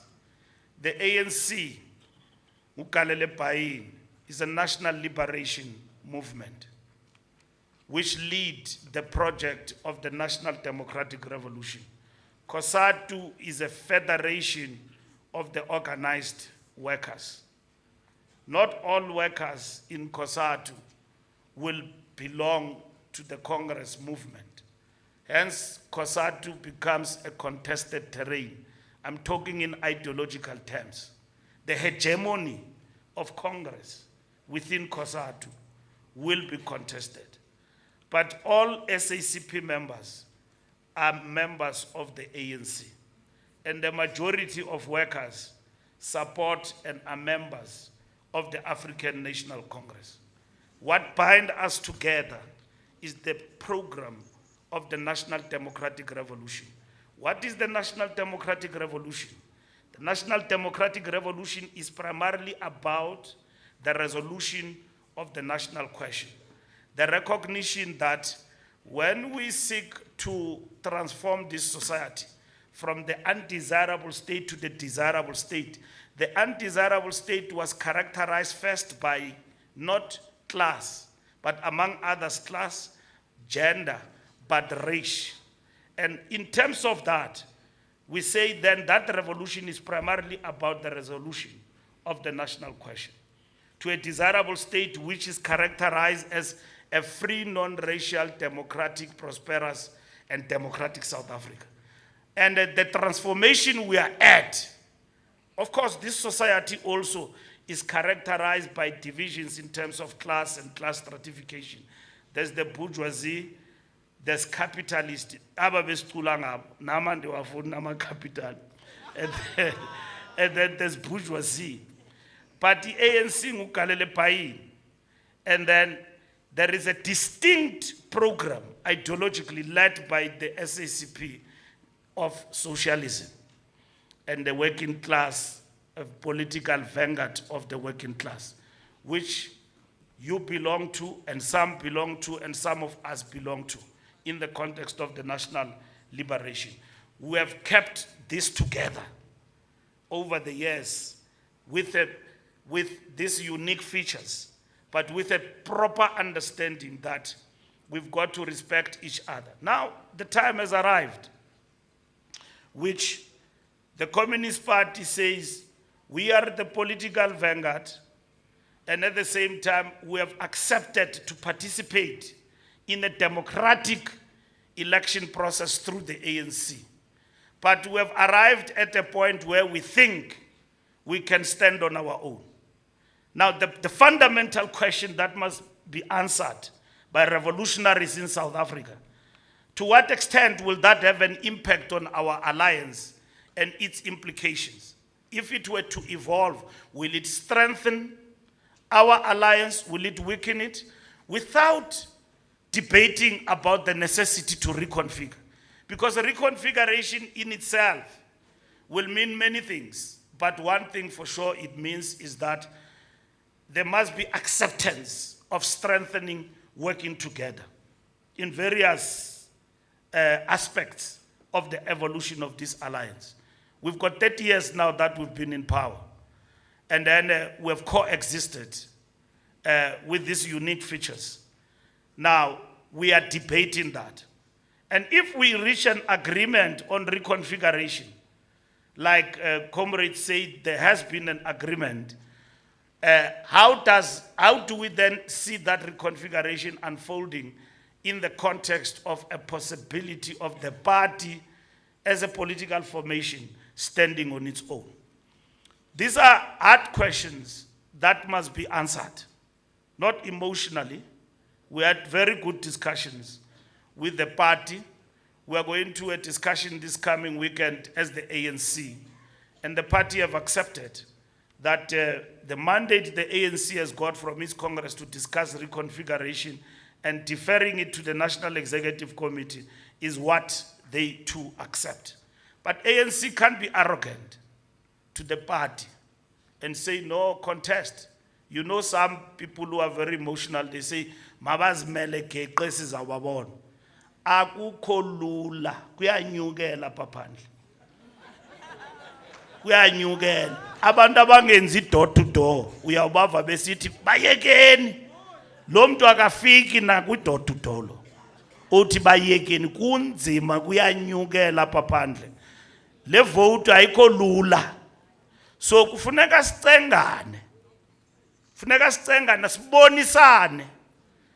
And sibone ukuthi sizawuqhubeka kanjani uya phambili. So comrades, that is what we understand about what needs to happen going forward. So comrades, we have seen fringe racist organizations such as the AfriForum and Solidarity getting emboldened in making calls tantamount to reversing the gains of our freedom, yearning for the return of minority rule, thus the return of apartheid. Metaphorically, we could say, comrades, with regards apartheid, we scorched the snake and had not killed it. While such calls may appear to find receptive audiences elsewhere in the world, we have no doubt that these efforts will fail as they are predicated on lies and disinformation. Our struggle, comrades, to realize a democratic society free of the bondages of our past is facing the most potent threat since the advent of democracy. The dire state of our municipalities, conditions in public facilities that leave a lot to be desired, and aging infrastructure fuel the crisis of poor service delivery, high unemployment, poverty, and inequality. Our message of renewal means very little to our people if these do not translate to tangible improvements in people's lives. This starts with the commitment to raise the bar in improving frontline services to our people in public healthcare facilities. However, this must be supported by improved conditions of service that enable you as frontline workers to put your best foot forward as patriots. This includes ensuring safe working conditions for healthcare workers who often fall victim to crime in the line of duty. If we cannot protect our healthcare workers who are dedicated to saving our lives, it will suggest we have no appreciation of our own lives. It is time we all put our shoulders behind the wheel and give a practical expression to a better life for every citizen by making a firm commitment to champion the implementation of NHI so we can realize its goals. We are hopeful, comrades, that this Congress will be incisive in firming up DENOSA's contribution to national policy, implementation of programs that will bolster the ability of the state to deliver better services to our people. Nurses are amongst the first black professionals who have and continue to play a critical role in our communities and in our struggle. And often when this is said, we don't listen to each other. There will be no life without a nurse in this country. And that must be understood. And comrades, it's not patronizing. That is the reality. There will be no life without a nurse in this country. And that must be understood. Ndiyayiqonda into yemali mhlekazi yilwe. Uyilwe into yemali. That is why une union. Le union funeka ikuncede ulwe qha ukunobathana. In the past, there were unfortunate statements that were made, both in the Congress movement, even some of our ministers. Abasebenzi qabalwayo belela imivuzo. Akufunekanga unyukelwe inyongo. Xa uyiminister, unyukelwe iswekile. Funeka uhlale ujonge, ndandinguminister we-transport. Bafika abasebenzi pha, andazi ingavele eTV lento, bathi bazawundisika ngerazor. Ndaye ndime pha ndifake ijacket, ndiqinisa intloko, ndijonge phambili. Bebephuma ngapha ePrasa, abasebenzi beCOSATU, but bedibene nezinye union, befuna imivuzo, inyuso. Akufunekanga ke ikoloro yami ibile ndinguminister ingathi imali yami leya. Kufuneka ndiyekele lento abasebenzi bayilwelayo iqhube ngehlobo efuneka iqhube ngalo.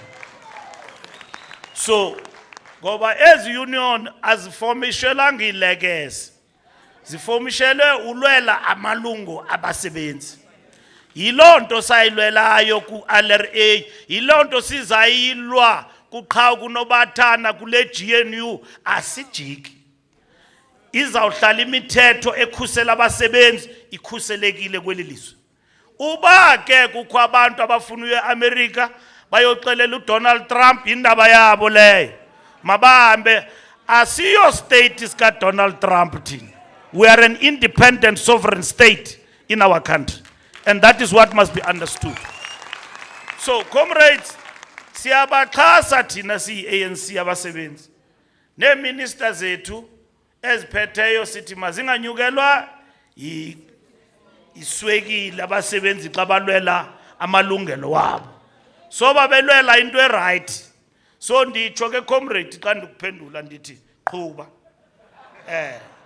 Ngoba le union azange yayenzelwa ipavi into emnandi nje and nice to have. Yanzelwa ukuthi ikhusela abasebenzi in the workplace. That's why you've got DENOSA and you've got COSATU. Comrades, we are hopeful that this Congress will contribute in the national discourse. As we conclude, we have high expectations that delegates will tackle the critical issues on the agenda of this Congress with rigor, underpinned by the highest level of consciousness and commitment to outcomes that will make differences in the lives of ordinary South Africans. The Congress must ask difficult questions, make accurate analysis of the current challenges, and pass resolutions that cement accessible healthcare as a cornerstone of the South Africa we want.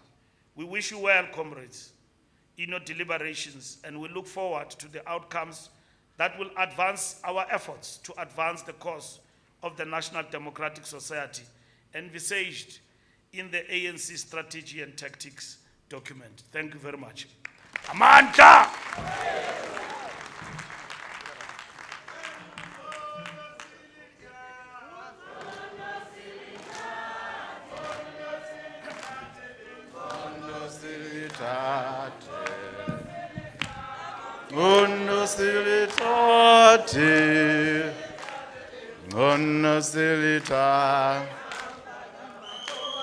Ambana makomanesi,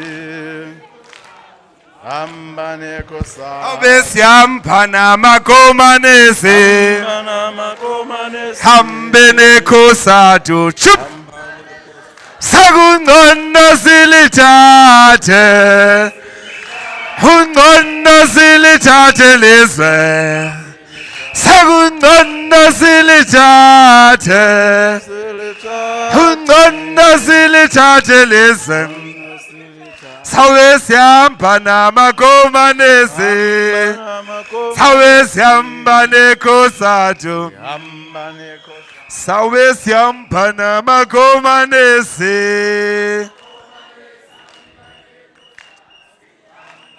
Amandla. Amandla. Comrades, delegates, and everyone. The SG has spoken. And I'm standing here to thank the SG. First thing first, I think he deserves to be taken to, I'm going to show him the way Siega Zingi Nyabon. However, SG, we want to thank you for responding to our call and request to come here. But further than that, SG, we want the ANC to always prominently acknowledge the NES's contribution in the struggle. And we are specific in this regard.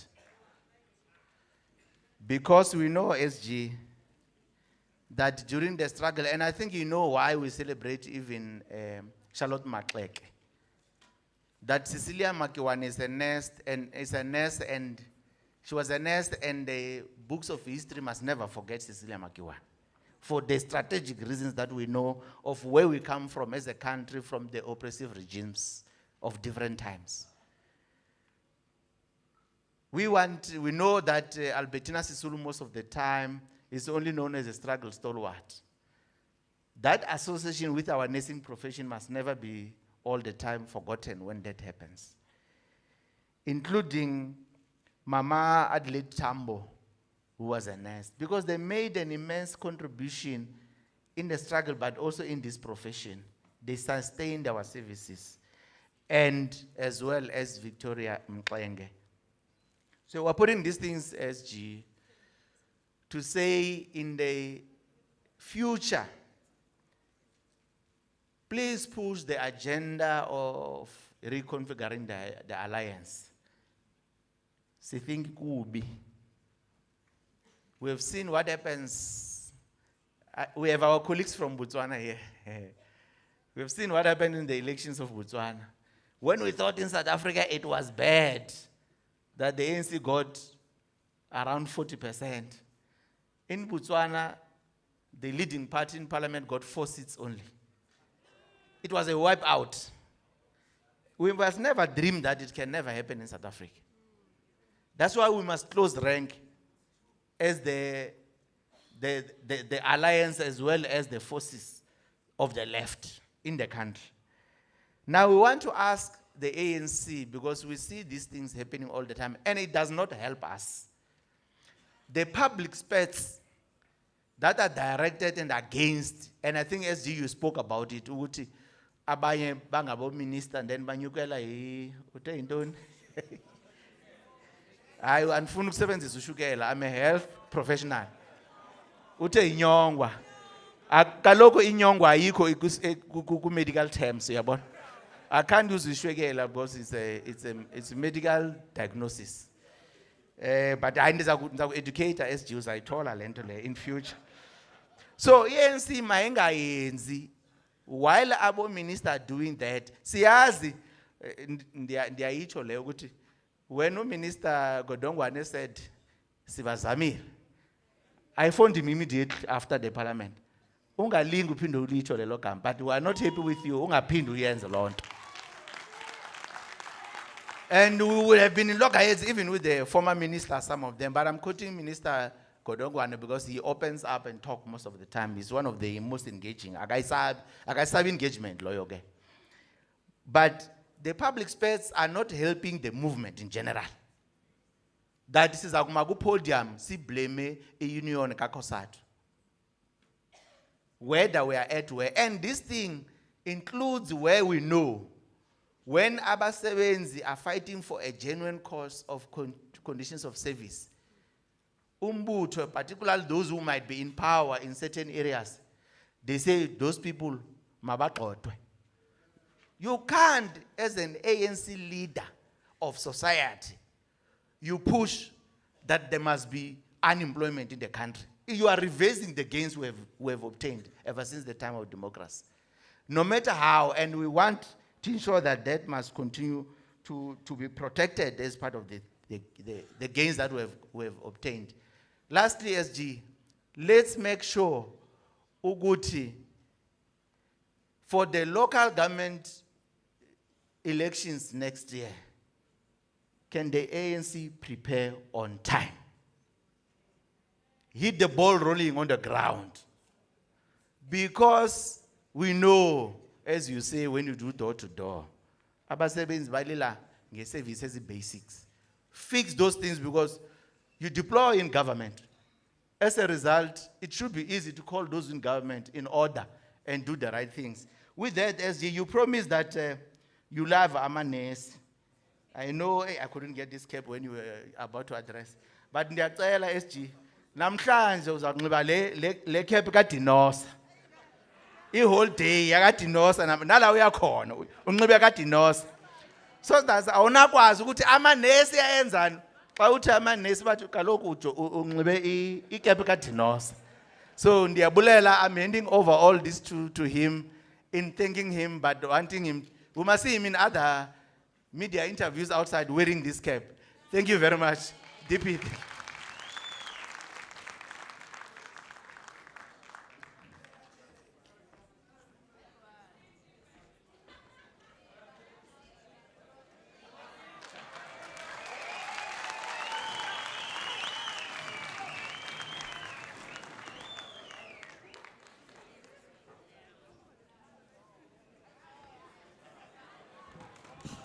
Thank you, President. Ausdima, DGS, can you please come to the podium and introduce other guests while media is dealing with the photos and other things? Shiny Kwijo Makaban, while they are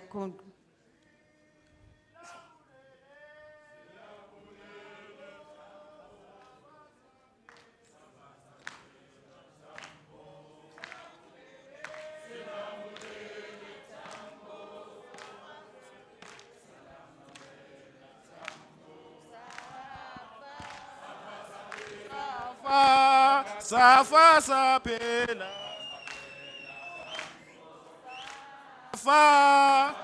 Safa.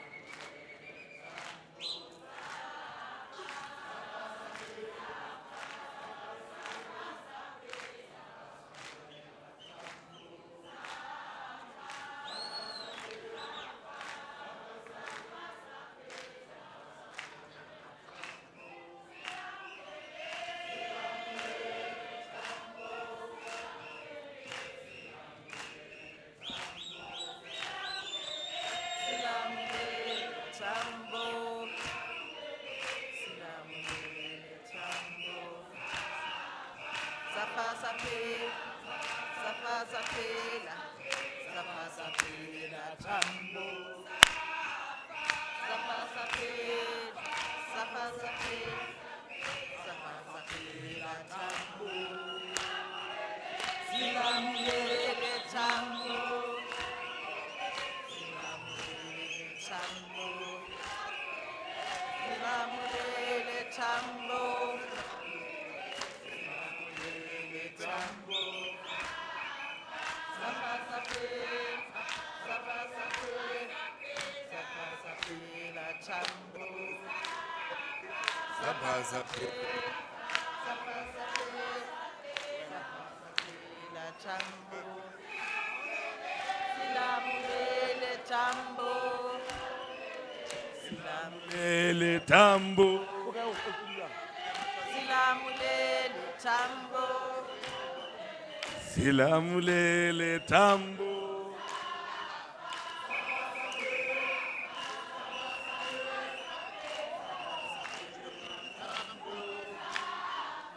Safa sape. Safa sape. Silamulele tambo. Silamulele tambo. Silamulele tambo. Sinamulele. Silamulele tambo. Sapa. Safa sape. Safa. Safa Safa sape. Safa sape la tambo. Safa. Safa sape. Safa. Safa sape. Safa sape la tambo. Sinamulele. Silamulele tambo. Silamulele. Silamulele tambo. Silamulele. Silamulele. Silamulele tambo. Safa sape. Safa sape. Safa sape la tambo.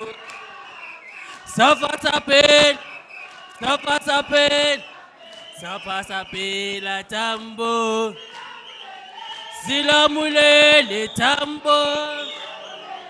Silamulele tambo. Sinamulele. Silamulele tambo. Sinamulele. Silamulele tambo. Safa sape. Safa. Safa sapela. Safa sape. Safa. Safa. Safa sapela. Safa sape la tambo. Silamulele. Silamulele tambo. Sinamulele. Silamulele tambo. Silamulele tambo. Silamulele tambo. Safa sape. Safa sape. Safa sape la tambo.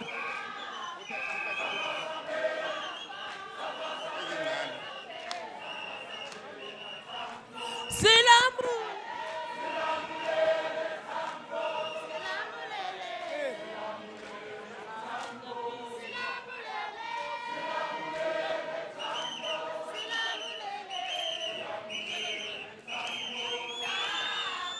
Safa sapel. Safa sapel. Safa sapel la tambo. Safa sapel. Safa sapel. Safa sapel la tambo.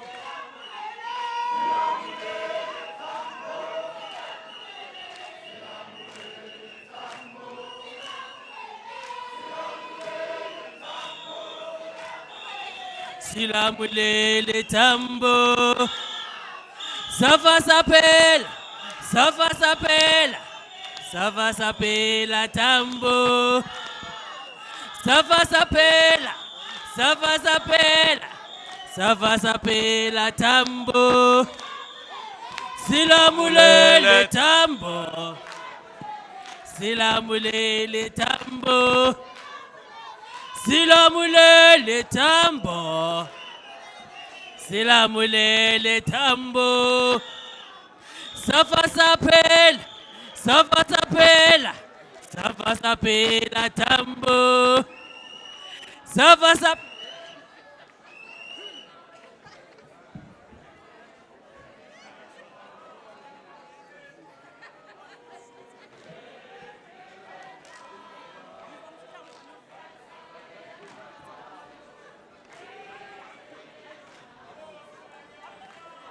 Thank you, colleagues.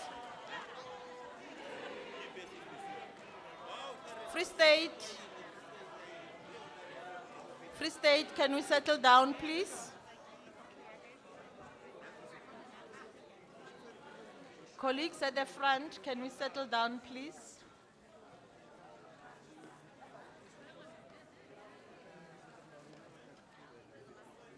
Three ladies at the front.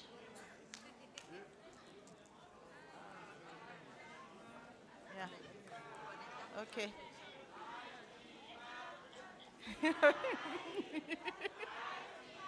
Thank you, colleagues. Thank you. Thank you. Bagaetsho ke a le dumedisa gape. Molweni sanibonani, ne machironi. Good morning, good day. Is it goeiedag? Thank you. I'm back again to the podium to introduce the guests that joined us today. Would like to thank the SG of the ANC for joining us this afternoon. We really appreciate the ANC coming to grace our Congress. In our midst, we've got Dr. Warren Jansen. He'll be talking on nursing education perspective. He's one of the presenters in this Congress. As well, we've got Dr. Shabalala and Dr. Langa from the South African Nursing Council. We've got Dr. Rorisang Mashailo from Northwest University, and as well as Comrade Jan Mahlangu from COSATU. Colleagues, I'm putting a smile on my face. I'm seeing my two presidents sitting before me. The other one was not here yesterday when I was introducing. Thank you, President Mafalo. You are welcomed in this Congress. We've got a former NEC member, Comrade Honorable Grechana from the Eastern Cape. You are welcomed in our Congress. At this moment, these are the colleagues that has joined us. You are very much welcome. Please feel at home. And Chair and President, thank you very much. Oh, before I step down, colleagues that indicated that they've got a stomach bug, will you kindly go to, there's a room called EPOS. I think it's at International. The hotel will require you to complete a form of some sort so that they find out what the actual problem is. There was a complaint as well of water, President, earlier in the morning. We requested the hotel to refill the water twice at least in the morning and in the afternoon. Thank you very much, President. Hi, Dima. Thank you very much, DGS. I see the board there, Gauteng. Yes, Chair. There's simple concern that we want to raise, Chair. We don't know what's happening, but we see people going outside getting bags there. Whoever is distributing bags there, Chair, is disturbing the proceeding. So we ask your indulgence as the leadership there to go and stop whoever, because other delegates here, they are going to leave as well and go and get the bag. So we ask for your intervention, quick, Chair. Thank you. Ausdima, can you manage the stall? Okay, thank you very much, Gauteng. Congress, the SG of the ANC is unable to have lunch with us because of the other commitments. She's requesting the Congress to release him so that he attends to other commitments, but he's saying he had heard what nurses want. And he has taken note, even from your songs, of what the nurses want. So can we release him? Comrades, can we manage that part, Yasemnyang? Because we can't take out USG security ivumi when there's this PT day. Please, we need to clear the route. Gauteng? Chair, we want to check with you. Can we deny this request? Is it possible, Chair? Deal with? I'm asking, Chair. You are requesting us to release the SG of the ANC. Yes. And we are asking as Gauteng, Chair, that can we deny that request, Chair?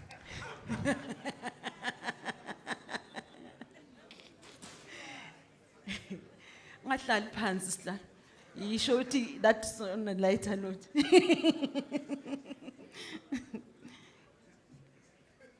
Okay, Gauteng. I'm noting Northwest.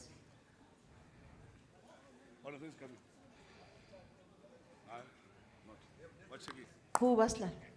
Kuba ngifuna ukusabantela nje. Okay, Ngifuna Chair. ukubona udokotela Chair. kuthiwa that's why ku-empty la. Chair, because we love you so much, Chair, yeah, we can release the SG. Thank you. Northwest. No, thanks, President. The SGS made a commitment that you'll be wearing a cap for the whole day. So we're acceding to that request. Thank you. Okay. Thank you very much. Comrades, there's one announcement from DGS, but can we clear the route, SG, so that he can be able to be ushered out? After that announcement, can we then take lunch? A lunch is 1 hour. Then after, that means until 2:10. Then we all come here. The NEC members, chairpersons, please attend to the comrades that are sick. I'm told that the chairs are empty now because comrades are sick. Please make sure that you attend to them. If there's more time that you need, then you'll indicate to the leadership so that we extend the lunch time. Thank you. Thank you, President. Comrades, it's just for the steering committee. After lunch,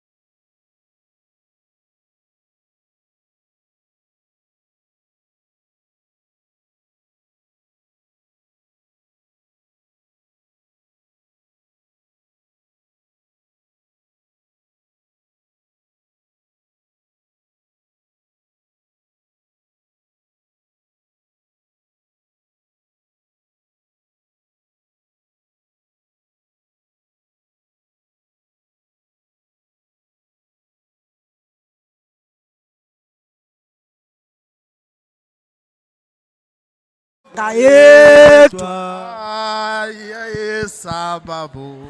ayesa Bamabkwan. akuna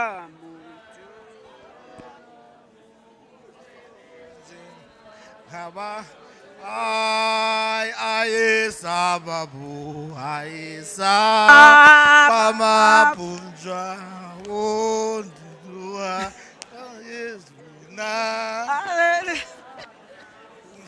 unyunzelwa ngaba Yini socialism mhlaba wonke esandleni saba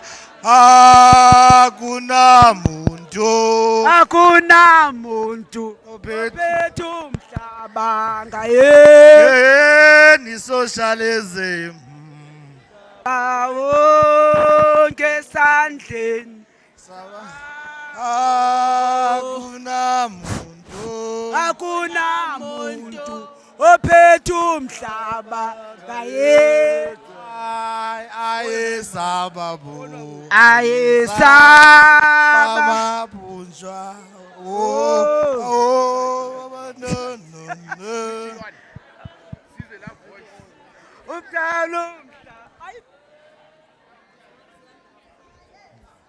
Masameng, sababu Sabapunja. akuna muntu Hakuna muntu ophethe umhlaba. sababu Ayesaba mapunja. akuna Kutinoso ndiwola, tinoso ndiwola. Kutinoso ndiwola yo, tinoso ndiwola. Kumasoso ndiwola. uyeso ndihola Kutinoso ndiwola yo. Uyazazi umeluzi. Uyazazi ubaba wazo. Uyazazi umeluzi. Uyazazi ubaba wazo. Kutinoso ndiwola. Kutinoso ndiwola yo. Kutinoso ndiwola. Kutinoso siwola yo. Uyazazi umeluzi. Uyazazi ubaba wazo. Uyazazi umeluzi. Uyazazi ubaba wazo. Kutinoso ndiwola. Kutinoso ndiwola yo. Kutinoso ndiwola. Kutinoso siwola yo. Uyazazi umeluzi. Uyazazi ubaba wazo. Uyazazi umeluzi. Amandla. Amandla. Asithathe phansi, silaleni phansi maqabane. Asisethleni maqabane so that we resume. May I invite Dr. Langa from the Nursing Council to deal with the presentation on CPD points. Asihlaleni phansi maqabane and listen. Please take your chairs or seats. Asizameke maqabane. Ukuphakamisa Dr. Lang.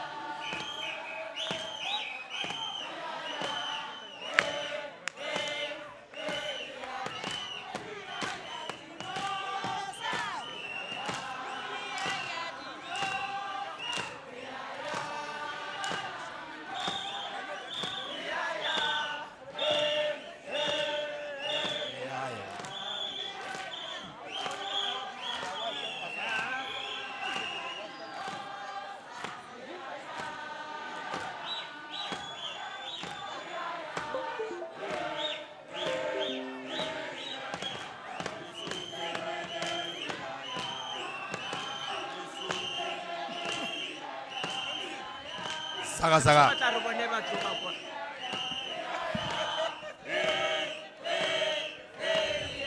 Amandla! Comrades!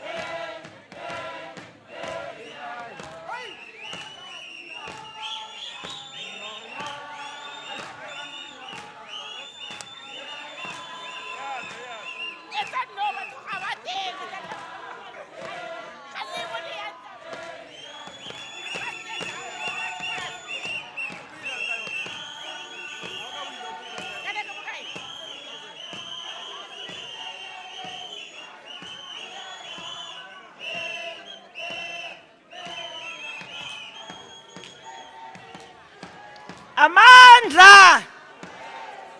Amandla! Viva Denosa, viva! Viva Denosa, viva! Viva CPD, viva!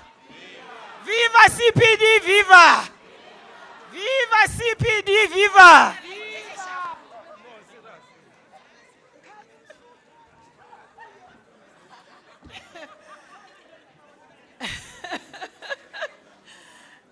Good afternoon, brethren, good afternoon, colleagues. Good afternoon. Dumelang. Realocha.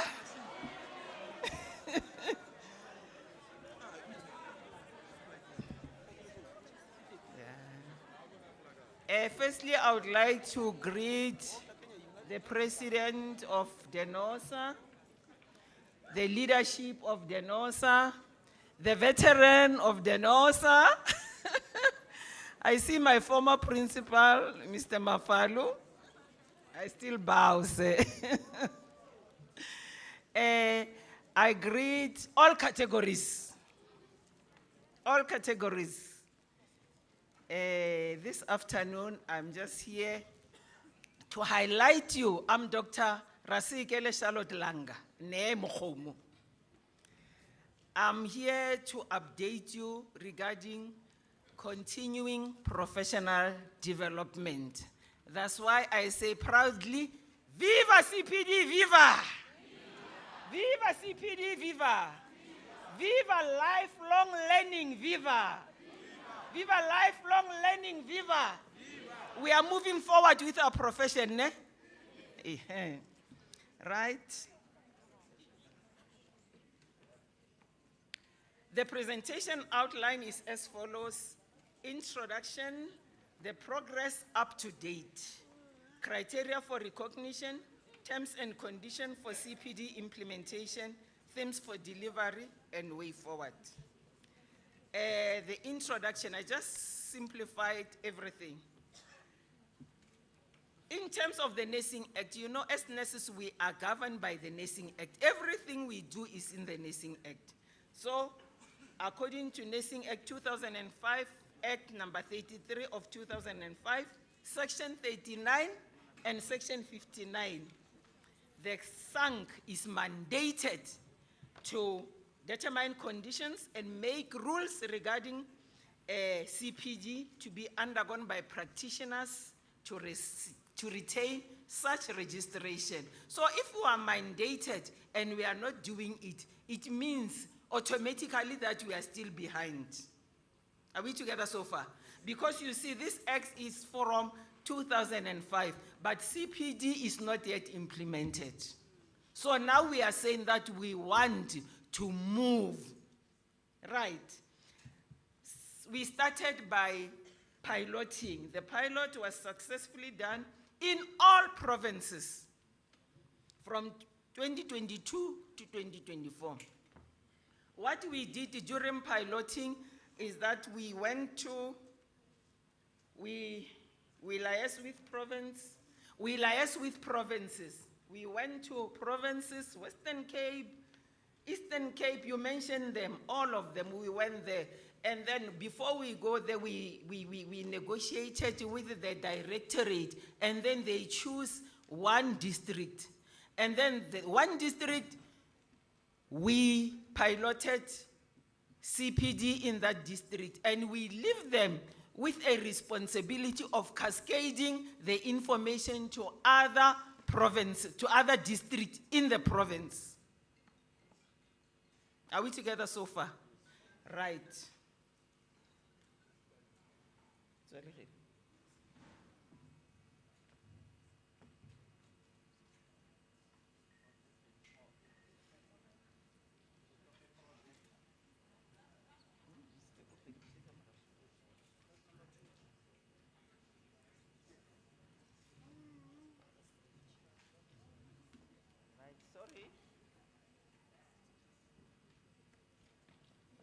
And then, when we did CPD piloting, Patogram was chosen for the pilot.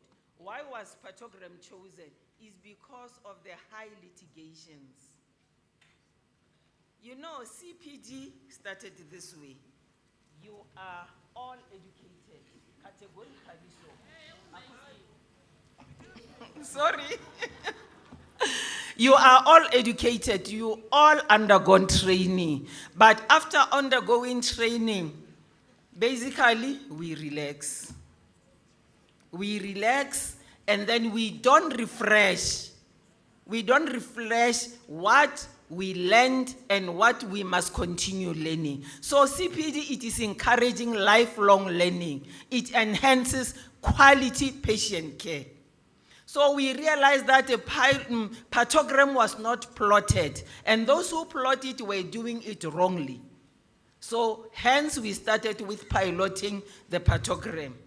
And then it was realized during the pilot that pathogram is still a serious challenge. But after the participant received training, there was a lot of improvement. There was a lot of improvement because during piloting, we were launching it. After launching it, we were choosing the master trainer who was co-opting other trainers. And then they train people from the unknown to the known. After they rehearsed their knowledge with pathogram, seriously, there were changes. There were changes in pathogram plotting, even in the referral. Previously, there was that beef between PHC and the hospital, because PHC was saying that the hospital chase us, they don't accept us well. The hospital was saying that they don't bring the right information. So those challenges were solved because of the pathogram training during piloting. After receiving pathogram training, the information, the knowledge was boosted really, and we really thank you for that. And then the CPD providers, listen to me carefully, because everyone wants money, ne? Colleagues, yeah. So the CPD provider, you know, everyone when he sees opportunity, he feel like jumping in. So when people hear about CPD, everyone wants to be a CPD provider. So during piloting, it was not an automatic thing that you are applying as a provider and you are hired as a provider. Only the province, only the directorate was allowed to apply as a provider. Are we together so far? If only the directorate. And then because of that authorization that the council gave the directorate, that's how they were able to do the piloting of the CPD. And then the process, SANC has not yet finalized the process, procedures of accrediting the CPD providers. It is still work in progress, and the profession will be informed properly when the dust is settled, when it is completed, finalized, that what is the process to be followed. And then terms and conditions for implementation. The time frame will be aligned to the CPD cycle from June and end in July the following year. The points allocated will be according to the themes indicated in the framework. In the first year of implementation, CPD will be a prerequisite for, or will not be a prerequisite for or attached to annual practicing certificate renewal. This will only apply to the operational managers. Let me explain to this. From 2022 to 2024, we were doing the piloting. After piloting, council sat down and analyzed the results, and then they say that, okay, this thing is doable. Let's now treat CPD according to phases. We mustn't not overwhelm the whole profession. We must go on stages. That's why we are now on phase 1 CPD implementation approach. That is the approach that council approved.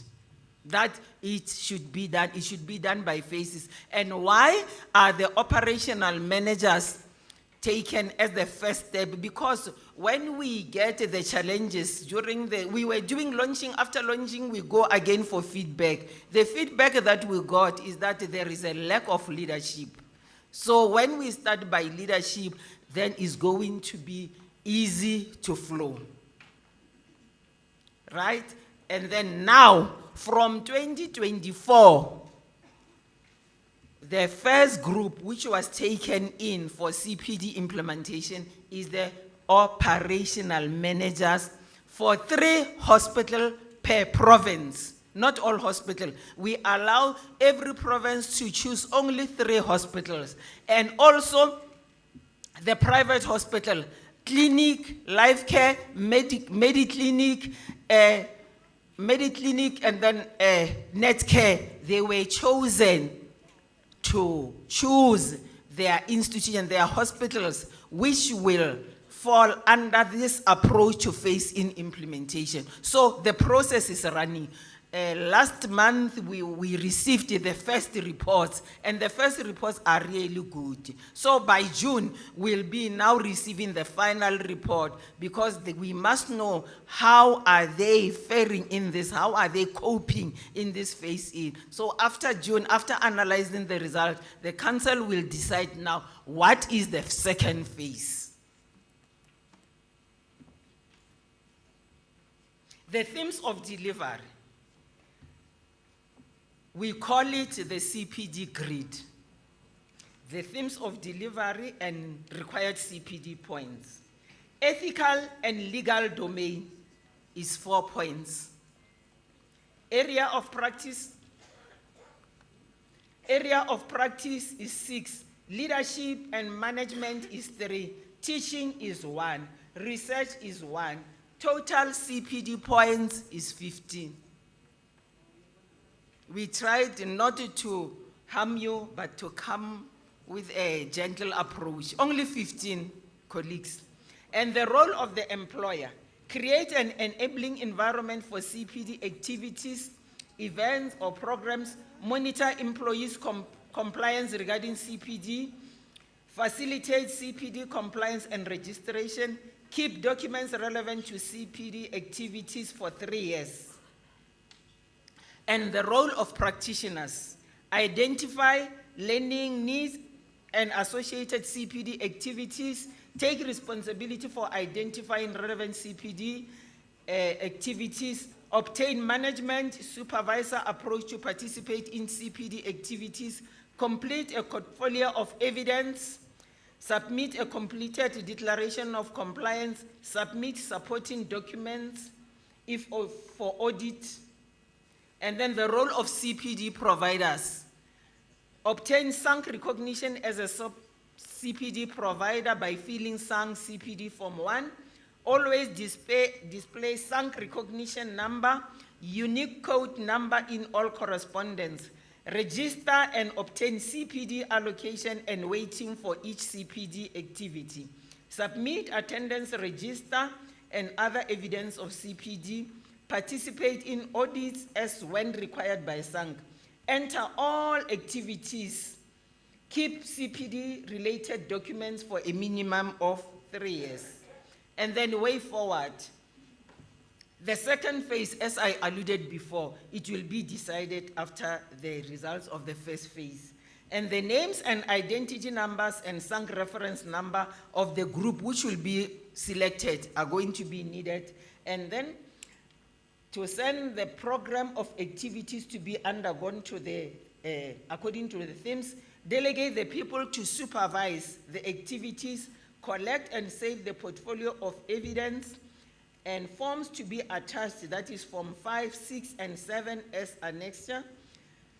For any other clarity-seeking question, contact Dr. Langa, CPD Manager, South African Nursing Council. There are my phones there and my email. I thank you.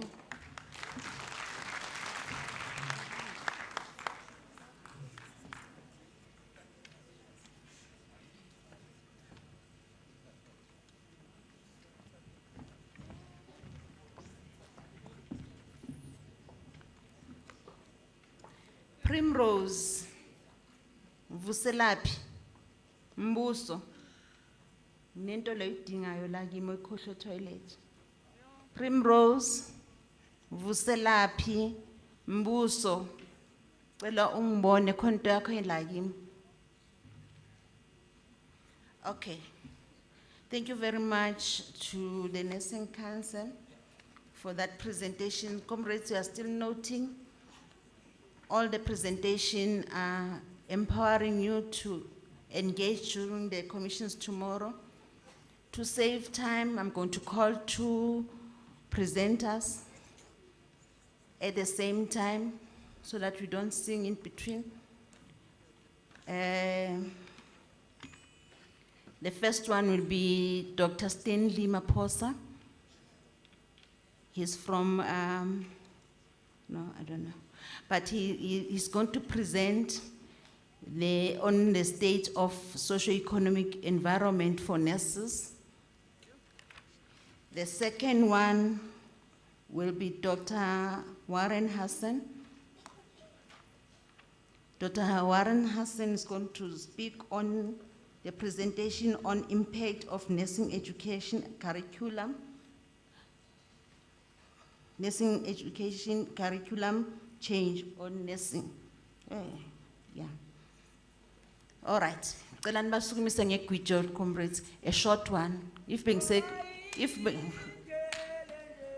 there's a lot.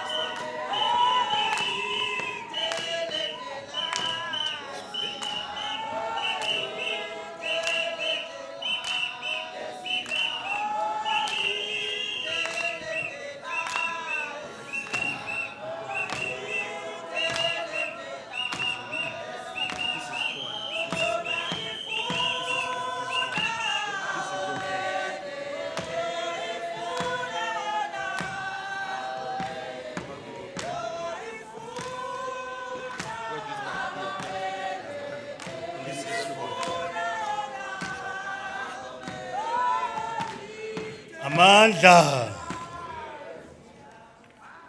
President of DINOSA, leadership, delegates, ladies and gentlemen, my name is Dr. Stanley Maposa. In the program, I was mistakenly written that I am a department representative. I'm not. If the department needs me, I'm available. I actually come from the University of Johannesburg as a senior research fellow, and I also work for an organization called Gun Free South Africa. My presentation, ladies and gentlemen, will cover the challenges, opportunities, and policy recommendations under the topic, the socio-economic environment for nurses in South Africa.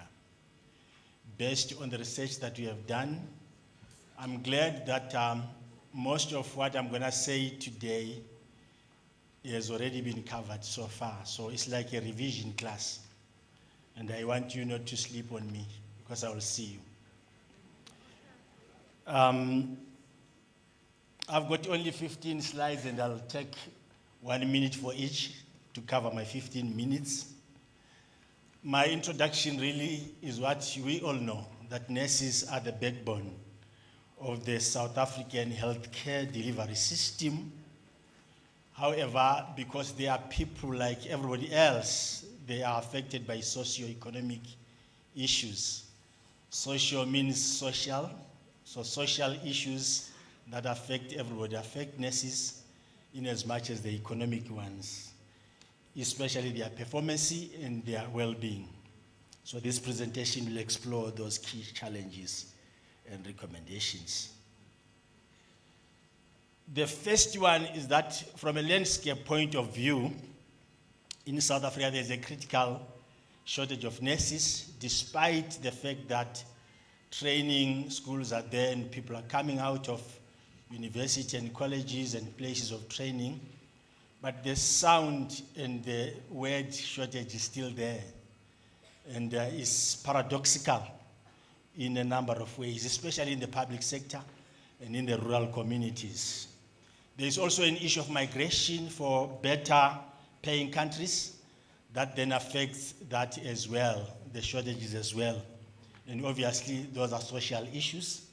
But COVID-19 impact is still with us, and therefore there is a lot of exposure of the weaknesses of the system and its ability to be resilient. The other issue that is big and has been discussed, and I am preaching to the choir, is the issue of remuneration. Salaries vary based on experience, on sector and location. Salaries are never enough, and they are never equivalent to the amount of work that nurses do. And there are so much of struggles financially due to stagnant wages, and maybe an organization like DINOSA would really speak to that in the commissions. Pay disparities exist between nurses and other healthcare professionals. So there are other healthcare professionals within the sector who enjoy better pay than nurses, yet the nurses are seen to be doing the largest chunk of the work. But then other working conditions are the nurse-to-patient ratios, which lead to burnout, long hours of work, shift work, and chronic fatigue. I speak also from experience. 3 people in my household are nurses: my wife, the sister to my wife, and the daughter. And the chronic fatigue is killing all of us in a number of ways I will not explain. Resource shortages, safety concerns, and issues of criminality is quite key in the hospital. And I'll dwell with that a little bit in the next slide from the work that we do at Gun Free South Africa. Security of nurses in crime hotspots. There are hotspots that are well known to be crime hotspots. Gauteng is one of them. Eastern Cape, the Nkanini and stuff. Eastern Cape, Western Cape, Gauteng, KwaZulu-Natal. All those are key hotspot areas. Not saying others are not, but we're living in a country where violence, especially of the gun, is very, very critical. So coming back to a little bit to the ratios there, I've already said there is high patient-nurse ratios, long hours, irregular shifts, and that impacts on the quality of the patient care, as well as medical errors that take place in the effect of burnout. Negative effect on the overall clinic and hospital performance. Statistically, nurses with high patient loads are 2.5 times more likely to experience burnout than the others that do not have. 44% of the nurses that we talked to reported that they were feeling the symptoms of burnout. Maybe some of them are here this afternoon. But the resources are also in shortage: medical equipment, medical supplies, staffing, as I've indicated earlier, beds and physical spaces. There are some hospitals where you find patients sleeping on the floor, and that's not the best situation in a democratic country after 30 years. Longer waiting times for patients, reduced access to care in rural areas, compromised quality of health are some of the consequences as well as increased stress that I've already emphasized on. But here are some of the key facts. 55% of the hospitals report significant shortages of resources, be they material resources and human. Rural hospitals face 3 times more severe shortages compared to their urban counterparts. And the solutions that I propose there is that government should increase funding to the health sector. I know everybody's pulling aside budget, but health is life. Health is the cornerstone, and therefore government must be increasing that and ensuring that there is no unnecessary cutting. But also public-private sector partnerships are very essential. Telemedicine, maybe starting to treat people through phones and other methods would be considered in the discussions, as well as the improvement in the resource allocations. Let me come to this one that is close to my heart in the place I work, security and the impact of gun violence. I have statistics there, which I'm not gonna read, you see for yourself. From this month, February, up to 2022, there have been cases that have been reported where nurses have been attacked by people with guns. The paradox is that there is security in some of the hospitals, and one wonders why that continues to be so. And I've come to challenge the union to press to the police minister.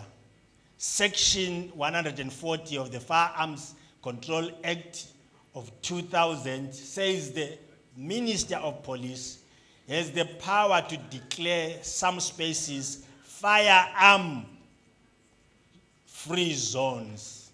And the minister has never done that, even after the act has said that should be. So can you please help us tell him to do so? And hospitals and clinics must be. So security challenges, lack of adequate protection for the healthcare workers. Hospitals are vulnerable to armed perpetrators that find themselves entering these premises with guns. But also the rising mental health issues and the toll that it takes over the lives of the nurses, and the cost element that comes through that, because we waste our times and our money treating people that have been shot instead of other people, which could have been prevented if the act was enforced. The act must be enforced, a new bill must be passed to close those loopholes, but also there must be a closing of the leaking pipe from the legal guns to the illegal guns. Our argument is simple. Most of the illegal guns were once legal because they were manufactured legal, they were in the hands of the legal people, and how did they go illegal? Our recommendations, I've already touched them, and I'm coming towards the close. So career advancement, limited access to postgraduate. I saw UNISA speaking in other universities. There's limited areas for that, and nurses are crying for that. I thought UNISA would come with a table and start to register people here that want to join. Urban-rural disparities in training, as well as barriers of specialization due to bureaucracy. Bureaucracy is tough. Bureaucracy, harassment at work, sexual harassment, bullying and bossing people is very huge. Those that have power want everybody to jump around, and even if you are a nurse, to make tea for them when you're not employed to do that. Mental health challenges, I've said that already. I will pass through quickly, but a lot of nurses reported that they have high stress levels. I've talked about security, and these are the recommendations. Nurses receive less recognition compared to doctors. There's need to increase involvement in policy formulation. So involve yourself in policy formulation. When submissions are being done, do them. Don't wait at the end when the bill has been passed, because maybe the time will be over. So participate in policy discussions. strengthen labor unions like this one for better workplace rights. I am done. Here are my recommendations. 1, improve remuneration. Can you clap hands for me for that one? Number 2, reduce patient to nurse ratio. Number 3, implement mental health support programs across career advancement. And last one, increase nurse participation in policy discussions. I conclude and I thank you. Participate with us in the fight against gun violence in this country. Thank you.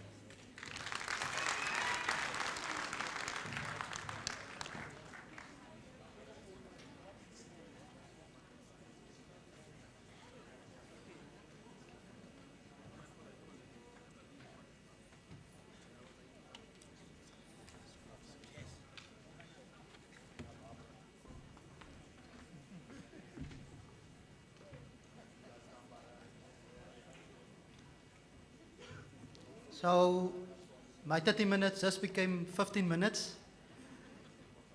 But before I start, it's 14 minutes and 50 seconds. So before I start, I first need to acknowledge all our groundbreakers, everyone that's been putting in the hard work, putting in after hours, long hours, to ensure that nursing, our profession, are prosperous. And I can't start with my speech without acknowledging every one of you guys, your shop stewards sitting here. This made me, thank you.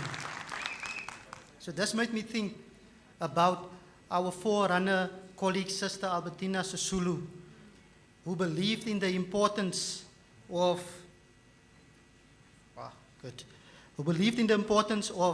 courage and integrity in a pursuit of change, a change who will benefit all. She once said, if you want to make a difference, you have to stand up for what is right, even when it's difficult. Master Sisulu made me think of another colleague. Before her, our forerunner colleague, Sister Mary Mahoney, in her pursuit for change, she urged nurses to work more and better the coming year than the previous year. Now she made me dig deeper to before her. Florence Nightingale said the same ideal as the previous two colleagues, and said, for us who nurse, our nursing is a thing which unless in it we are making progress every year, every month, every week, we are going backwards. Today, we are still prospering, still working hard, still sharing knowledge and best practices for resilient, quality healthcare for all. Here we go. So, back to my topic. So the development and progression of nursing, of the nursing profession is connected to some past influences from throughout the ages. In many cultures, the delivery of nursing care was the role of females, and there was no official teaching. The earliest female nurses learned their art through the traditions, oral traditions, being passed from generation to generation, from observations from others, watching how others would care for the sick, and also through a method of trial and error. The fingers off, askies meneer. So nursing education started off in hospitals as a form of apprenticeship, but the content was based on the health needs of that specific institution. Now in South Africa, the Nursing Act makes provision for the training of nurses. So SENC has an obligation to assist and guard the public in terms of nursing matters and fulfill this mandate by ensuring safe practitioners are provided. Recently, reforms in nursing education in South Africa have been influenced by the ordinances from provincial health departments and that of higher education. So the nursing education has developed over the years from a fragmented hospital-based system to a quasi-centralized system with higher education institutions, including universities, universities of technologies, provincial nursing colleges, and private nursing institutions, all contributing to the education of the nursing workforce. So the acknowledgement by the Minister of Health regarding the centrality of the nursing profession in the provision of comprehensive health services finally clarified and confirmed the need for the comprehensive education and training of registered nurses.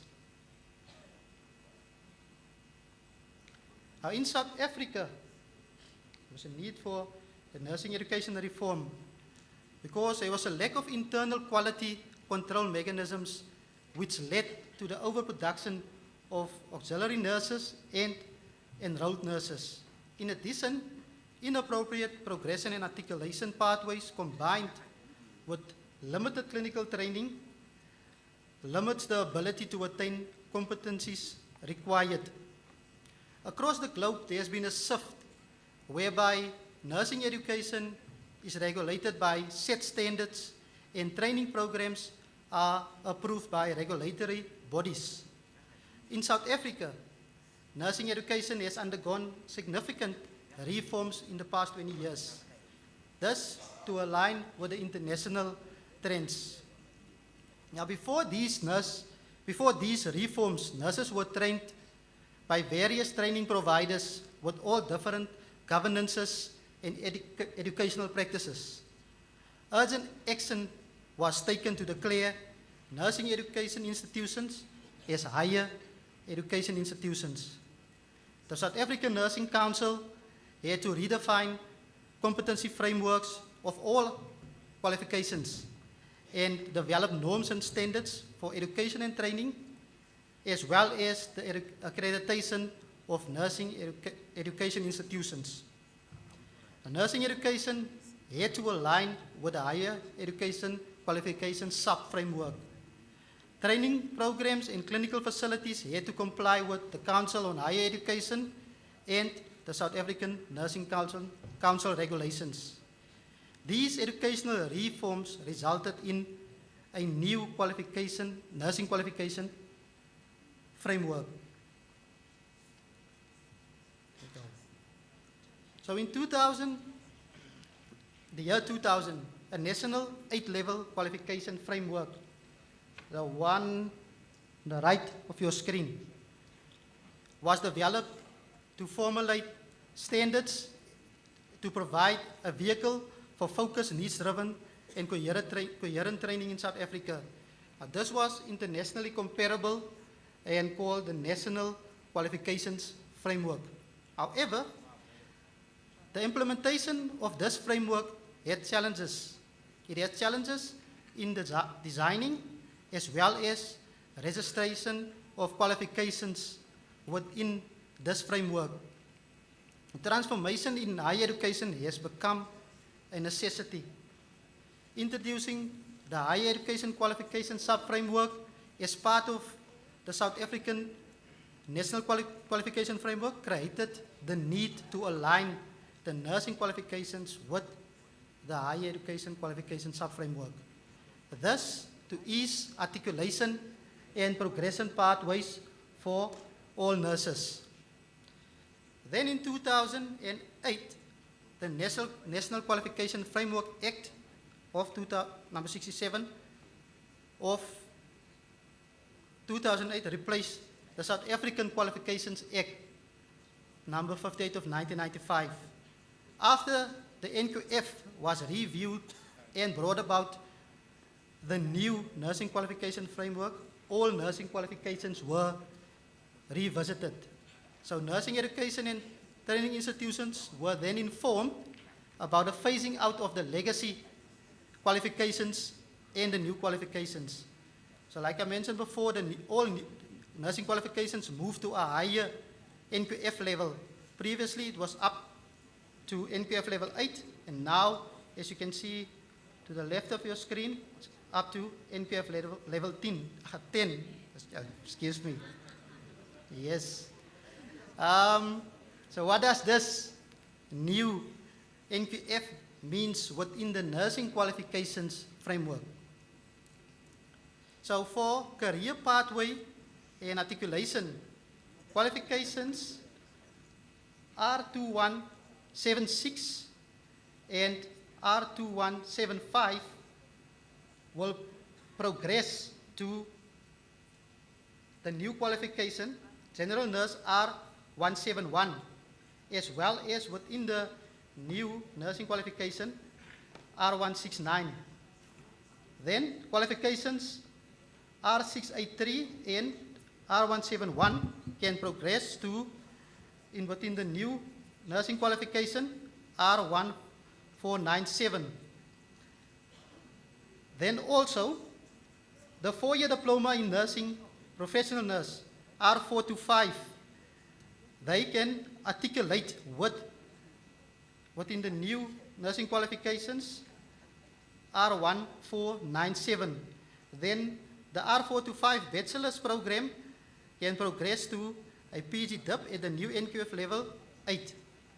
However, also the general nurse with midwifery, this is now the R683 plus the R245, the 1-year diploma in midwifery in the legacy program, as well as within the new nursing qualification, the R171 plus the R1497 can apply to a PG DIP.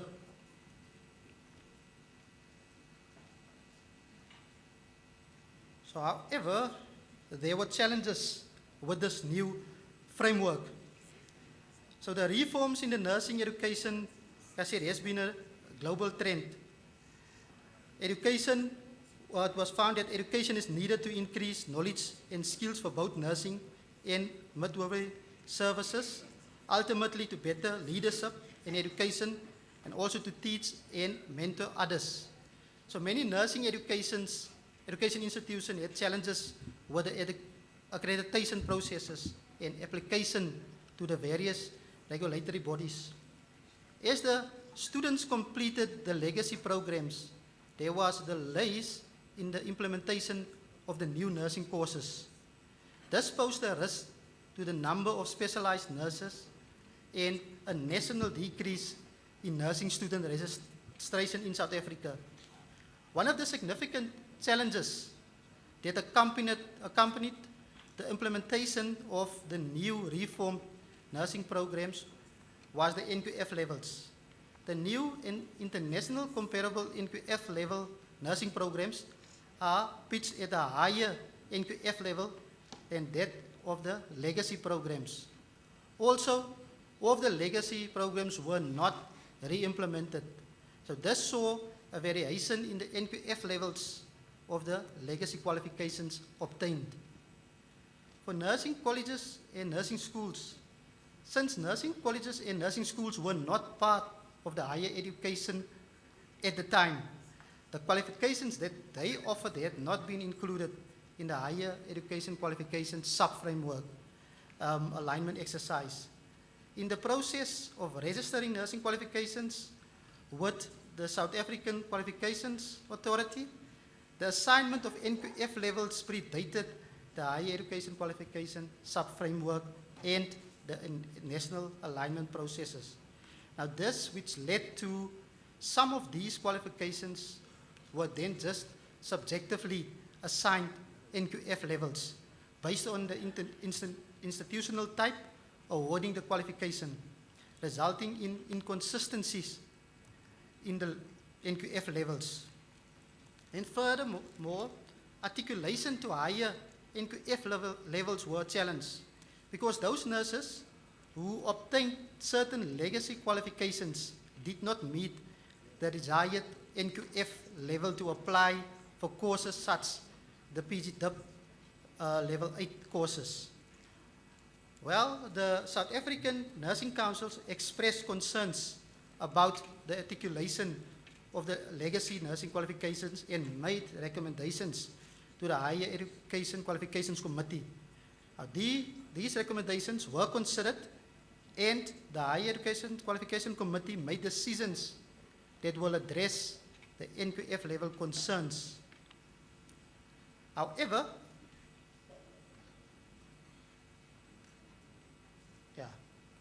there remains an articulation gap. Students who completed the 4-year diploma in nursing and midwifery, the R425 program, will either be granted credits for the new R174 Bachelor of Nursing program and to the Advanced Diploma in Midwifery, which will give them credits and the opportunity to do a PG DIP at level 8. For example, they will do midwifery again or receive credits to do the R171 undergraduate course or an undergraduate course again. Yes, I know. But furthermore, there are challenges faced by the nursing students and prospective students.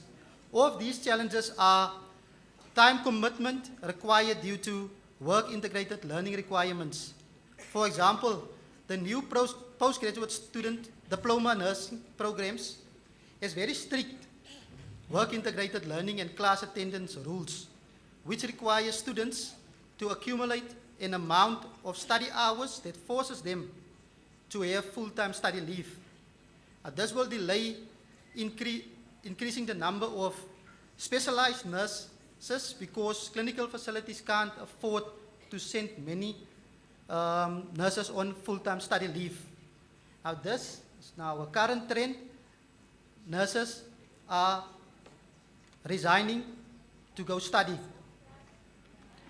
The implementing the new programs has its challenges as well. Nursing education institutions must submit a list of clinical facilities and situational analysis of learning opportunities at each facility to the South African Nursing Council. Each facility must be accredited for a specific program, meaning accreditation is not transferable to another program, although it is within the same nursing education institution. Now this limits the accessibility to clinical facilities. Together with the nursing education reforms was the implementation of clinical training units, which would have been managed by clinical facilitators or clinical preceptors. But implementation seemed to be a challenge.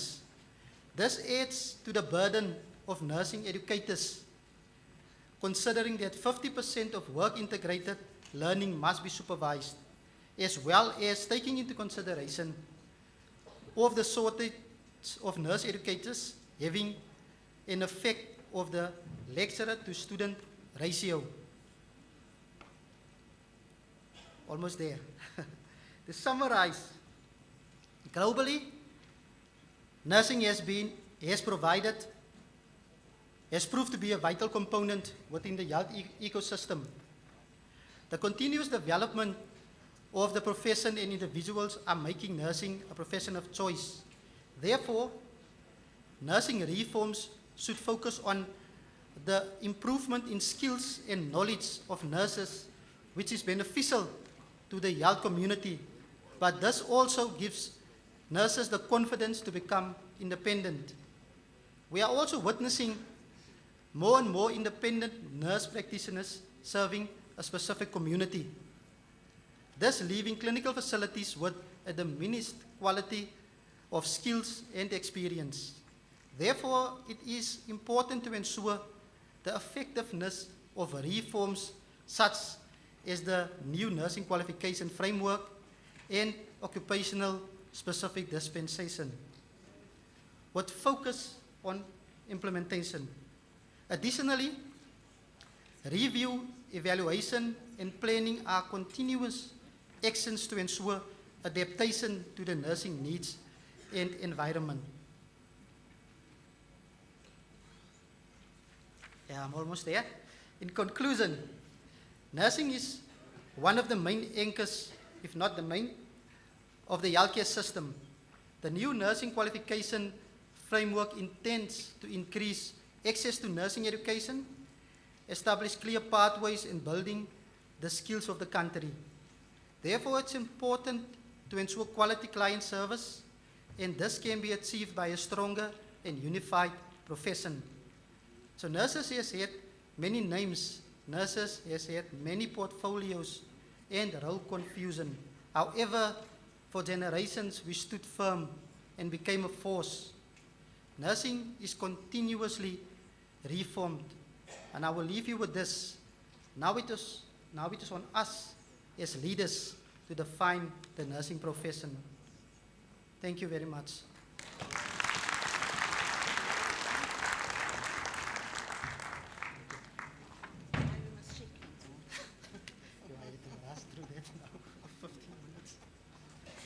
Thank you very much, Dr. Maposa and Dr. Warren. Primrose, I'm still having your phone, please. Naze ngiyilahle nami. Comrades, we are still receiving complaints from the delegates that they are not feeling well. The hotel is requesting that all those who are not feeling well and those who've been complaining of cramps, abdominal cramps and diarrhea, please go to the reception area.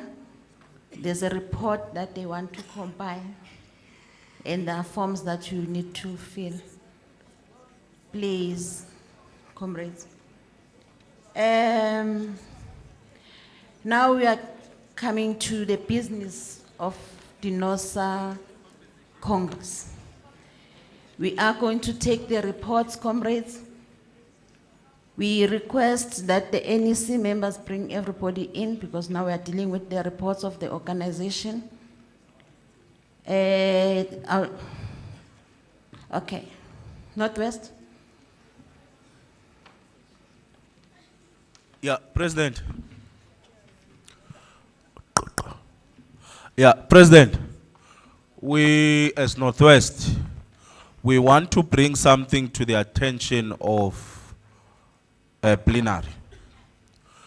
When we look at what we are gaining from in terms of the presentations, we see them feeding directly into the commissions. Now, when we sit as Northwest and we think, we find ourselves in a crisis because there is a presentation of NHI that is supposed to be delivered by the Minister of Health, which, based on the report yesterday, we got that he is only going to come on Friday. Now, President, we want to try and lobby plenary to say, necessarily, what would be the purpose of us getting a presentation from a minister already when we would have resolved from commissions on NHI? What purpose would it serve, President, to still have Comrade Mutwaledi coming and doing a presentation on NHI? Now, as Northwest, we would propose two solutions. Number one is that he comes here and addresses us on the issues that the NOBs raised to him on that first meeting that he had. He confirmed himself on that podium. Rather than him coming to address us on NHI, which we would have already resolved on. Or if he fails to come and address us on those issues, President, we must then take a hard route and say he must not come to address us. I think that is what we are putting to plenary, and we are pleading, because necessarily when we follow these deliberations, we see that verily, they are critical to input or inform us and enrich our deliberations and discussions in commissions. But what would that purpose serve if we have already resolved at the level of commissions? His exercise, or the last option, President, would be he must come tomorrow. If he can't come tomorrow, necessarily we don't know what would be the purpose of his presentation to this Congress. That is what we wanted to bring in, President, before we deal with reports. Thanks, President. Northwest has proposal to plenary, proposing that the minister must come tomorrow. The rationale is that already, if he comes on Friday, already will be out of our commissions, so that information won't assist.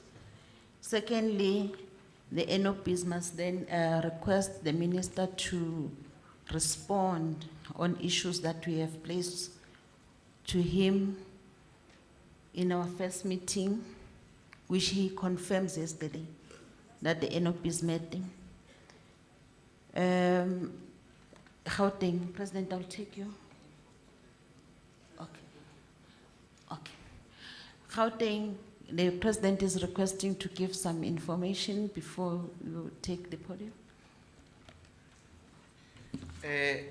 Comrades, I'm just worried that we will interact and maybe resolve on a matter that we find that probably is impractical, and we already have a resolution on saying this is what must happen. Just during lunch, we were interacting with his office. Or let me start from yesterday. As we left, he was saying, I'm coming back on Friday. I need to respond on that issue of nursing education. Because that thing, I'm still confused. You know, we know the ministers are advised, you understand most that part. They are advised. So he wanted to come back to that issue. Now his office calling today, they were saying, no, we're coming in for NHI. I says precisely that to do what? Because on Friday we're closing the Congress and we want out of here at 11, at 1. So they said, no, they're in, is it Durban, I think, and they're flying back Friday morning when the engagement they're in. And their flight is 9 a.m., so they will land here at probably 10 or something. So they were saying to me they will arrive at 12. I told them, if you want to arrive at 12, just don't come at all. I said, no, what can we try? Can we try 11? I said, even 11 is not accepted. If you can come, you will come at 10. But we're not going to take your NHI long presentation because it will be irrelevant. It has nothing to do with you, whatever, but it has to do with how we have structured the program. We wanted you on day one on this matter because it was going to inform us to go to to commissions. So it's the same argument. So they're still juggling around, and if they were to make some means for tomorrow, but it may be improbable. If they can make some means, it might be for Friday at 10 o'clock. But his more interest now is on responding to the issues than the NHI. Because I told him, you can't come and lecture us of what is NHI. We know it. We have spoken about it. We have even supported it in Parliament. So we don't want to be, when you teach a person in a village who doesn't know what is universal health coverage, it's better understood. But us as nurses, we're agents of universal health coverage. So we cannot be, and you know, our minister can be longer when he speaks. So priority for Friday is our program, reporting from commissions. So we are going to manage that, but his office is going to still come back because they're trying to see if they can do anything, but I've made it clear. We don't hate you, Minister. But a presentation that may be irrelevant to the Congress when it's about to disperse, it will not assist our Congress. Because the intention is we can create platforms in future where you will talk. We don't have a problem. And we had said come on day one. Where the president had said he will come on day 2. So the president swapped them and said, I cannot see the nurses without you as the minister of the nurses there.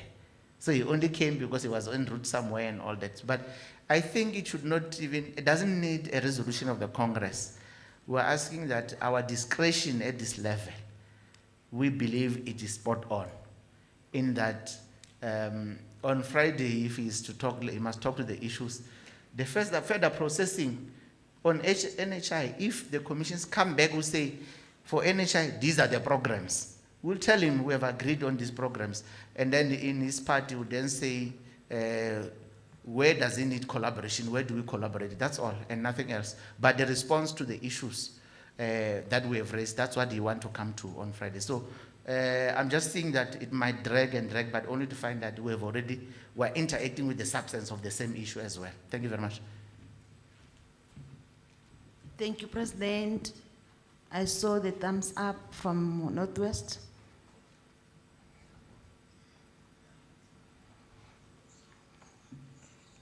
Yeah, President, I think it's proper that we come back to the mic. President, as long as we were conscientized of the matter and we are dealing with it, our view was that it was an oversight and we needed to bring it here. So when it is receiving attention, let him not come to give us NHI presentation, President, on Friday. We don't need NHI on Friday.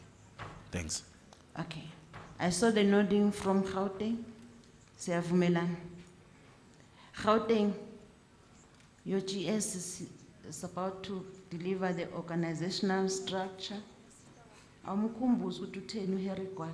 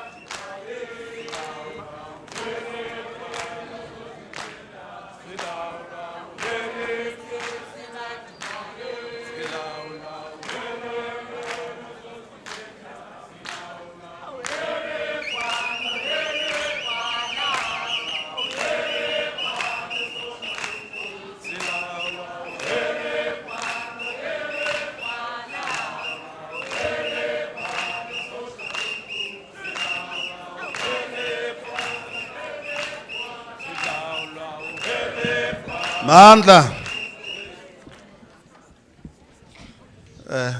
Dima.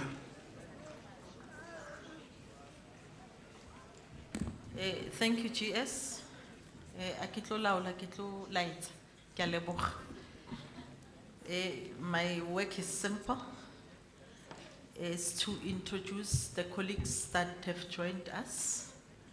I would like to inform Congress that Pop Crew Treasurer has joined us, Comrade Tulani Nzele and Comrade Bitumelo Peleu, as well as World Federation Trade Union, Comrade Majam Pelele.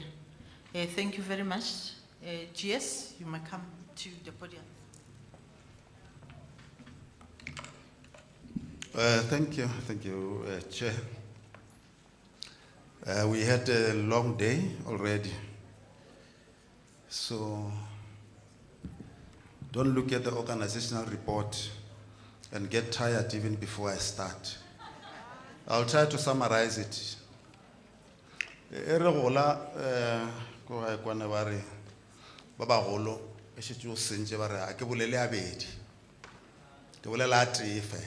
So what I'm going to do, I'm going to talk once on issues. So if you don't catch up, those that know, even when I summarize once. Yeah, so you may get lost with my summaries. And you want another summary on top of a summary. So that is how things are, unfortunately. Comrades, we are going to go through the organizational report We are going to go the traditional way. It's a big document. It will not be able, and small font. We didn't get the one who can put it into a more academic way. But in itself, you look at the book, it's academic. It's very academic. So we are going to go through that report, comrades. I hear other scholars are laughing, but I know they are agreeing with me in what I'm saying. Comrades, were from the previous Congress, or let me start by saying, when I started on yesterday, I said, for the sake of time, that we are going to save time. Every speaker that comes to the podium must say, I'm standing on the protocol of others. So, comrades, I'm standing on the protocol of others. In that manner, all protocol observed. Otherwise, I will be, as and when, taking a long time on that issue, comrades. Our issue now is the issue of the organizational report. I see there are two reports that we are going to still go through. Comrades, from 2019 to now, our responsibility as the office bearers and the National Executive Committee is to come back to the Congress that gave us a mandate to say, what are the things in terms of what they said we must do? How did we fare? Remember, immediately after the Congress, we go to a retreat. And in a retreat, we do the strat plan for the term, for that administration, for the 8th administration, or either it was the 8th administration at the time. So we had to go to a retreat, draft strategic plan on the pointers on how we are going to implement what the Congress said we must go and implement. But I have an introduction, an executive summary of the introduction, comrades, where the term under review marks the period under which we lost most of our colleagues, comrades, friends, family through COVID, and would like to pay tribute and condolences to our loss. We come a long way as an organization, as witnessed by the number of hills we had to climb to reach where we are. DINOSA is historically 81 years old, and constitutionally as well as democratically 29 years old, and still going strong. Others might not understand what I'm talking about, but I hear myself very well. DINOSA is 81 years old. DINOSA, like any other living organism or organization, exists because of its historical roots and to how deep the roots go. DINOSA is a nursing organization, and its past cannot be divorced from the history of nursing in South Africa, as influenced by international politics. The training of nurses was first organized by Sister Henrietta Stockdale at Kimberley Hospital in the 1800s. SANG and SANA were set up by the 1944 Nursing Act, which seemed a victory for the autonomy of nursing from the Medical Association. SANG replaced South African Medical Council, while SANA replaced the older South African Trained Nurses Association. I started there so that you get where the 81 years are coming from. No nurses, irrespective of color or race, was eligible for either election or appointment to the council and was entitled to vote in the election for members of the SANG and the board of SANA. All registered and student nurses and midwives, irrespective of color, had to belong to SANA if they wished to practice in South Africa. It was a sort of a closed shop agreement with the South African Nursing Association. The speed at which SANG and SANA were formed was not surprising, because the objective was to prevent nurses to be unionized, preventing them from fighting for their rights. Nurses did not see anything wrong with the closed shop type of arrangement due to how they were socialized to distance themselves from the working class origins. The nursing legislation of 1978 and 1982 established separate associations for the Bantustans. English-speaking nurses dominated the upper hierarchies in nursing well into the 1950s, followed later by the African-speaking after the National Party took over power in 1948. Apartheid made matters worse by adopting separate registrations and different conditions in terms of color or race. The unbanning of the ANC and the other political parties, together with the release of political prisoners, paved the way for more intense discussions, advocating for the transformation of NES in South Africa. There was a movement throughout the country by NES activists from the TBV states and other Bantustans, preparing NES for the dissolution of SANA and transformation of SANC. I think those that are sitting, our four bears that are sitting in front, they relate well to this statement that they were crisscrossing the country during that transitional period, comrades. So the Transitional NESIS Committee met for the first time in February of 1994 to gain reports and the mood of the NESIS on the ground, should a referendum occur. During negotiations, it was clear that the name Dinosa gained traction among suggested names. Although some were suspicious, it will carry on the legacy of the South African Nursing Association.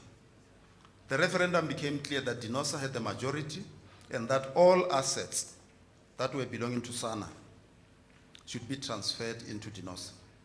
Others broke away to form other organizations. SATN was one of them, as an alternative for more radical nurses that they thought Dinosa is going to carry on what SANA was doing. They wanted to be more radical than what Dinosa was. But Dinosa was launched on the 5th of December, 1996. There is a short history that I was talking about, that what happened after the 1996. I will not go through that. But in 1996, we know that we joined COSATU, comrades, and we never looked back. Since its affiliation to COSATU, more than 25 years, it was not without challenges, comrades, because we had a reduction, mainly from the other people of color. That rainbow that was there in the South African Nursing Association diminished. The dominance of the industrial nature of COSATU seemed to overwhelm the public sector participation, an opinion for a while, and expose as well as punching political holes and lack thereof amongst our constituents. That was what happened immediately after we joined COSATU. One remembers vividly little or no political discussions in our constitutional meetings, including congresses, except inward lamentations that we used to do. Immediately we joined COSATU. The alignment and conscious inclusion of some structures to our constitution incrementally improved our quantity and our quality, in that we now find our leaders participating in different levels of COSATU leadership. We will not forget our attempts to contest the national positions, comrades, at some stage.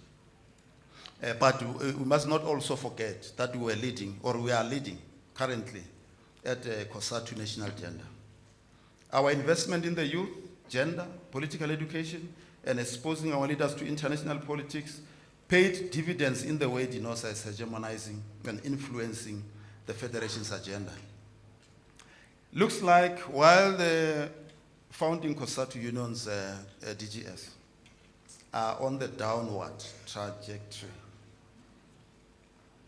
though not all, Dinosa is on the upward. We are not breaking. We are not breaking. We are on the upward. You'll see it when we report that whilst others are, we are DGS. I think you will agree with me on that. All the speakers that came, I heard even the president of COSATU agreed with these statements. But our upward mobility attracts, among others, enemies to our union.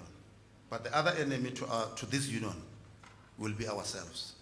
Because at most, when you grow, you become arrogant. Yes, and then you become your own enemy. With the ability to balance its books, maneuver through internal challenges, attracts both admirers and enemies alike, who would like to bring it to its knees. Problems arise during years of good harvest, where it is wiser to reserve for the years of famine. The other enemy of Dinosa will be ourselves, as I said. Dinosa remains one of the active and influential members of the Federation, with a stable membership and admin. It remains the envy of other affiliates, as I said, The new constitution that we adopted, comrades, at the Durban Congress in 2019 instructed us to elect secretaries instead of appointing them. It was a new territory to sail through, but the 8th administration was up to the task of enabling a seamless transition into the new. The process was not smooth, but with committed cadres, the organization is gaining stability and hope for a further sanity into the 9th administration that we are about to start. 2023 was one of the most challenging years in the history of DINOSA, as it was supposed to be the natural year of the National Congress, with new constitutional amendments still to be tested on the organization. It includes a difficult term where the strategic plan of the organization was either complicated or difficult to understand up to this end. Many of our constitutional structures in provinces are still struggling to report according to our strat plan. This creates a lesson that the active involvement of the leadership in the next term to implement the Congress wishes should be more interactive. It is a term where we still have to come to terms with omissions that were carried several years ago, comrades, that we need to bridge that gap, especially the one where the Department of Labor has to come to us to say, you must know where you are, you don't have a constitution. So we were surprised, but that's the process that I was talking about, that we had to maneuver with the Department of Labor, because there was a threat that we might be non-existent. We might have been deregistered at the time. The organization visibility has increased, witnessed by the number of media coverage we had, comrades. Organized labor remains relevant as we are now and into the future, as we are still experiencing the brutality of capital, the rise of right-wing confidence. DINOSA will continue to defend the rights of the workers as well, advocating for the interests of the public. According to the World Health Organization, a healthcare system has got building blocks. I know the minister likes this, to talk about these building blocks, but it's one of the things that the WHO advocates for. One of them is access to essential medicines and other commodities. The other one, the critical one, is health systems financing. The one that the SACP stressed as a policy of universal health coverage. In a South Africa context, is a national health insurance. The national health insurance implementation in South Africa remains our major campaign so that the public is able to access their healthcare needs without financial hardships. This period also marks the loss in electoral majority for the first time since 1994 by the African National Congress. Something we will not celebrate in years to come is preferably based on the impact that it has on the working class of this country. The right wing gained confidence, like I said, to an extent of undermining the sovereignty of this country and the potential to reverse all the gains that we have made over the years. The African show of disunity and allegiance to colonial masters undermines and delays the unity of the African nations. Maybe this statement we wrote during the DRC issue. I think we were angry about that DRC issue. I know 4 weeks ago, I was with the president in Ghana. We were shown some areas where the dungeons where the slaves were kept. It's a very painful experience. Whilst we were there, I was asking, how far is the DRC? Because I wanted to don the military whatever and get my gun and help my people and come back with the soldiers. Yes, that is what I wanted to do. Daniel, you know, I wanted to do that whilst I was in Ghana. So I was so very angry. So I think that statement comes from there. This African disunity that you're talking about. But comrades, let's talk about as well the state of the organization. We have got the national office bearers and the provincial office bearers. They are stated there, they are stable, comrades. Since the 2019, we have been working together very well. Until now, But during the process, you will realize that we naturally have to be 7 in an admin, in a given period. But during the process, our treasurer, Alida Portland, the position became vacant because of several issues. Other one is ill health, and the latest one was that she had to retire from work. So those were the issues that made her unavailable for the organization in terms of the constitution. She couldn't continue. It's either if you are, what is this term in terms of the constitution? Yeah, or you are retired. You are not allowed to stand for any other position or continue in a position of the national office bearers. So that is what happened to the NOBs. But just to summarize, to report, the 6 are still here with the exception of the treasurer. And then if you look at another page, those that I have in the organizational book, you'll see that we have tabulated the provincial office bearers. We put all the 4 there. This is based on the provincial congresses that we recently had. So all the provinces have got full complement of the provincial office bearers, hoping that because some are new, we know that the last Congress was on the last day of January. It was the KZN that did the last Congress. The others congresses took place in November, the others, all right, we didn't have any in December. We had in November, then we had the last ones in January, the last day of January. We were supposed to have one for the students in the very same January, but we had to take a resolution as the National Executive Committee based on the inactivity of the national student structure. But that was through intense discussions with the body itself that it had to be dissolved. And where we are, we're not having the national office bearers of the student as we speak. But in provinces, we know that we have the student structures, but not all the provinces are were able to launch the student structures. But further to be noted that the end part towards the Congress was that provincial secretaries be put on contracts until they take their provinces to their congresses. That was a critical issue that the NEC had to resolve and discuss. Maybe before I go any far, do you have any media? Because this report is a closed session. If there is any media, Sonia, I don't know if Sonia is around, assist with us so that some of the things, they don't leak out of the house. Now, that is why we are not putting that information all over and so on. So it's only in the books that we have. Okay. No, it's fine. Yeah, I was saying we had to there was a decision towards that transition that we're talking about, that for the first time, a new cadre was going to be produced out of the constitution in the form of a secretary being elected. So that process had to be managed towards that process. So we had to step by step manage it, that we put all provincial secretaries on contact so that they take their provinces to the Congress. And then that, if they are confirmed, then they will continue with their own provinces. Most of them, let me say, they were retained during the Congresses, but only 2 were not. The Northern Cape one, I know, didn't continue.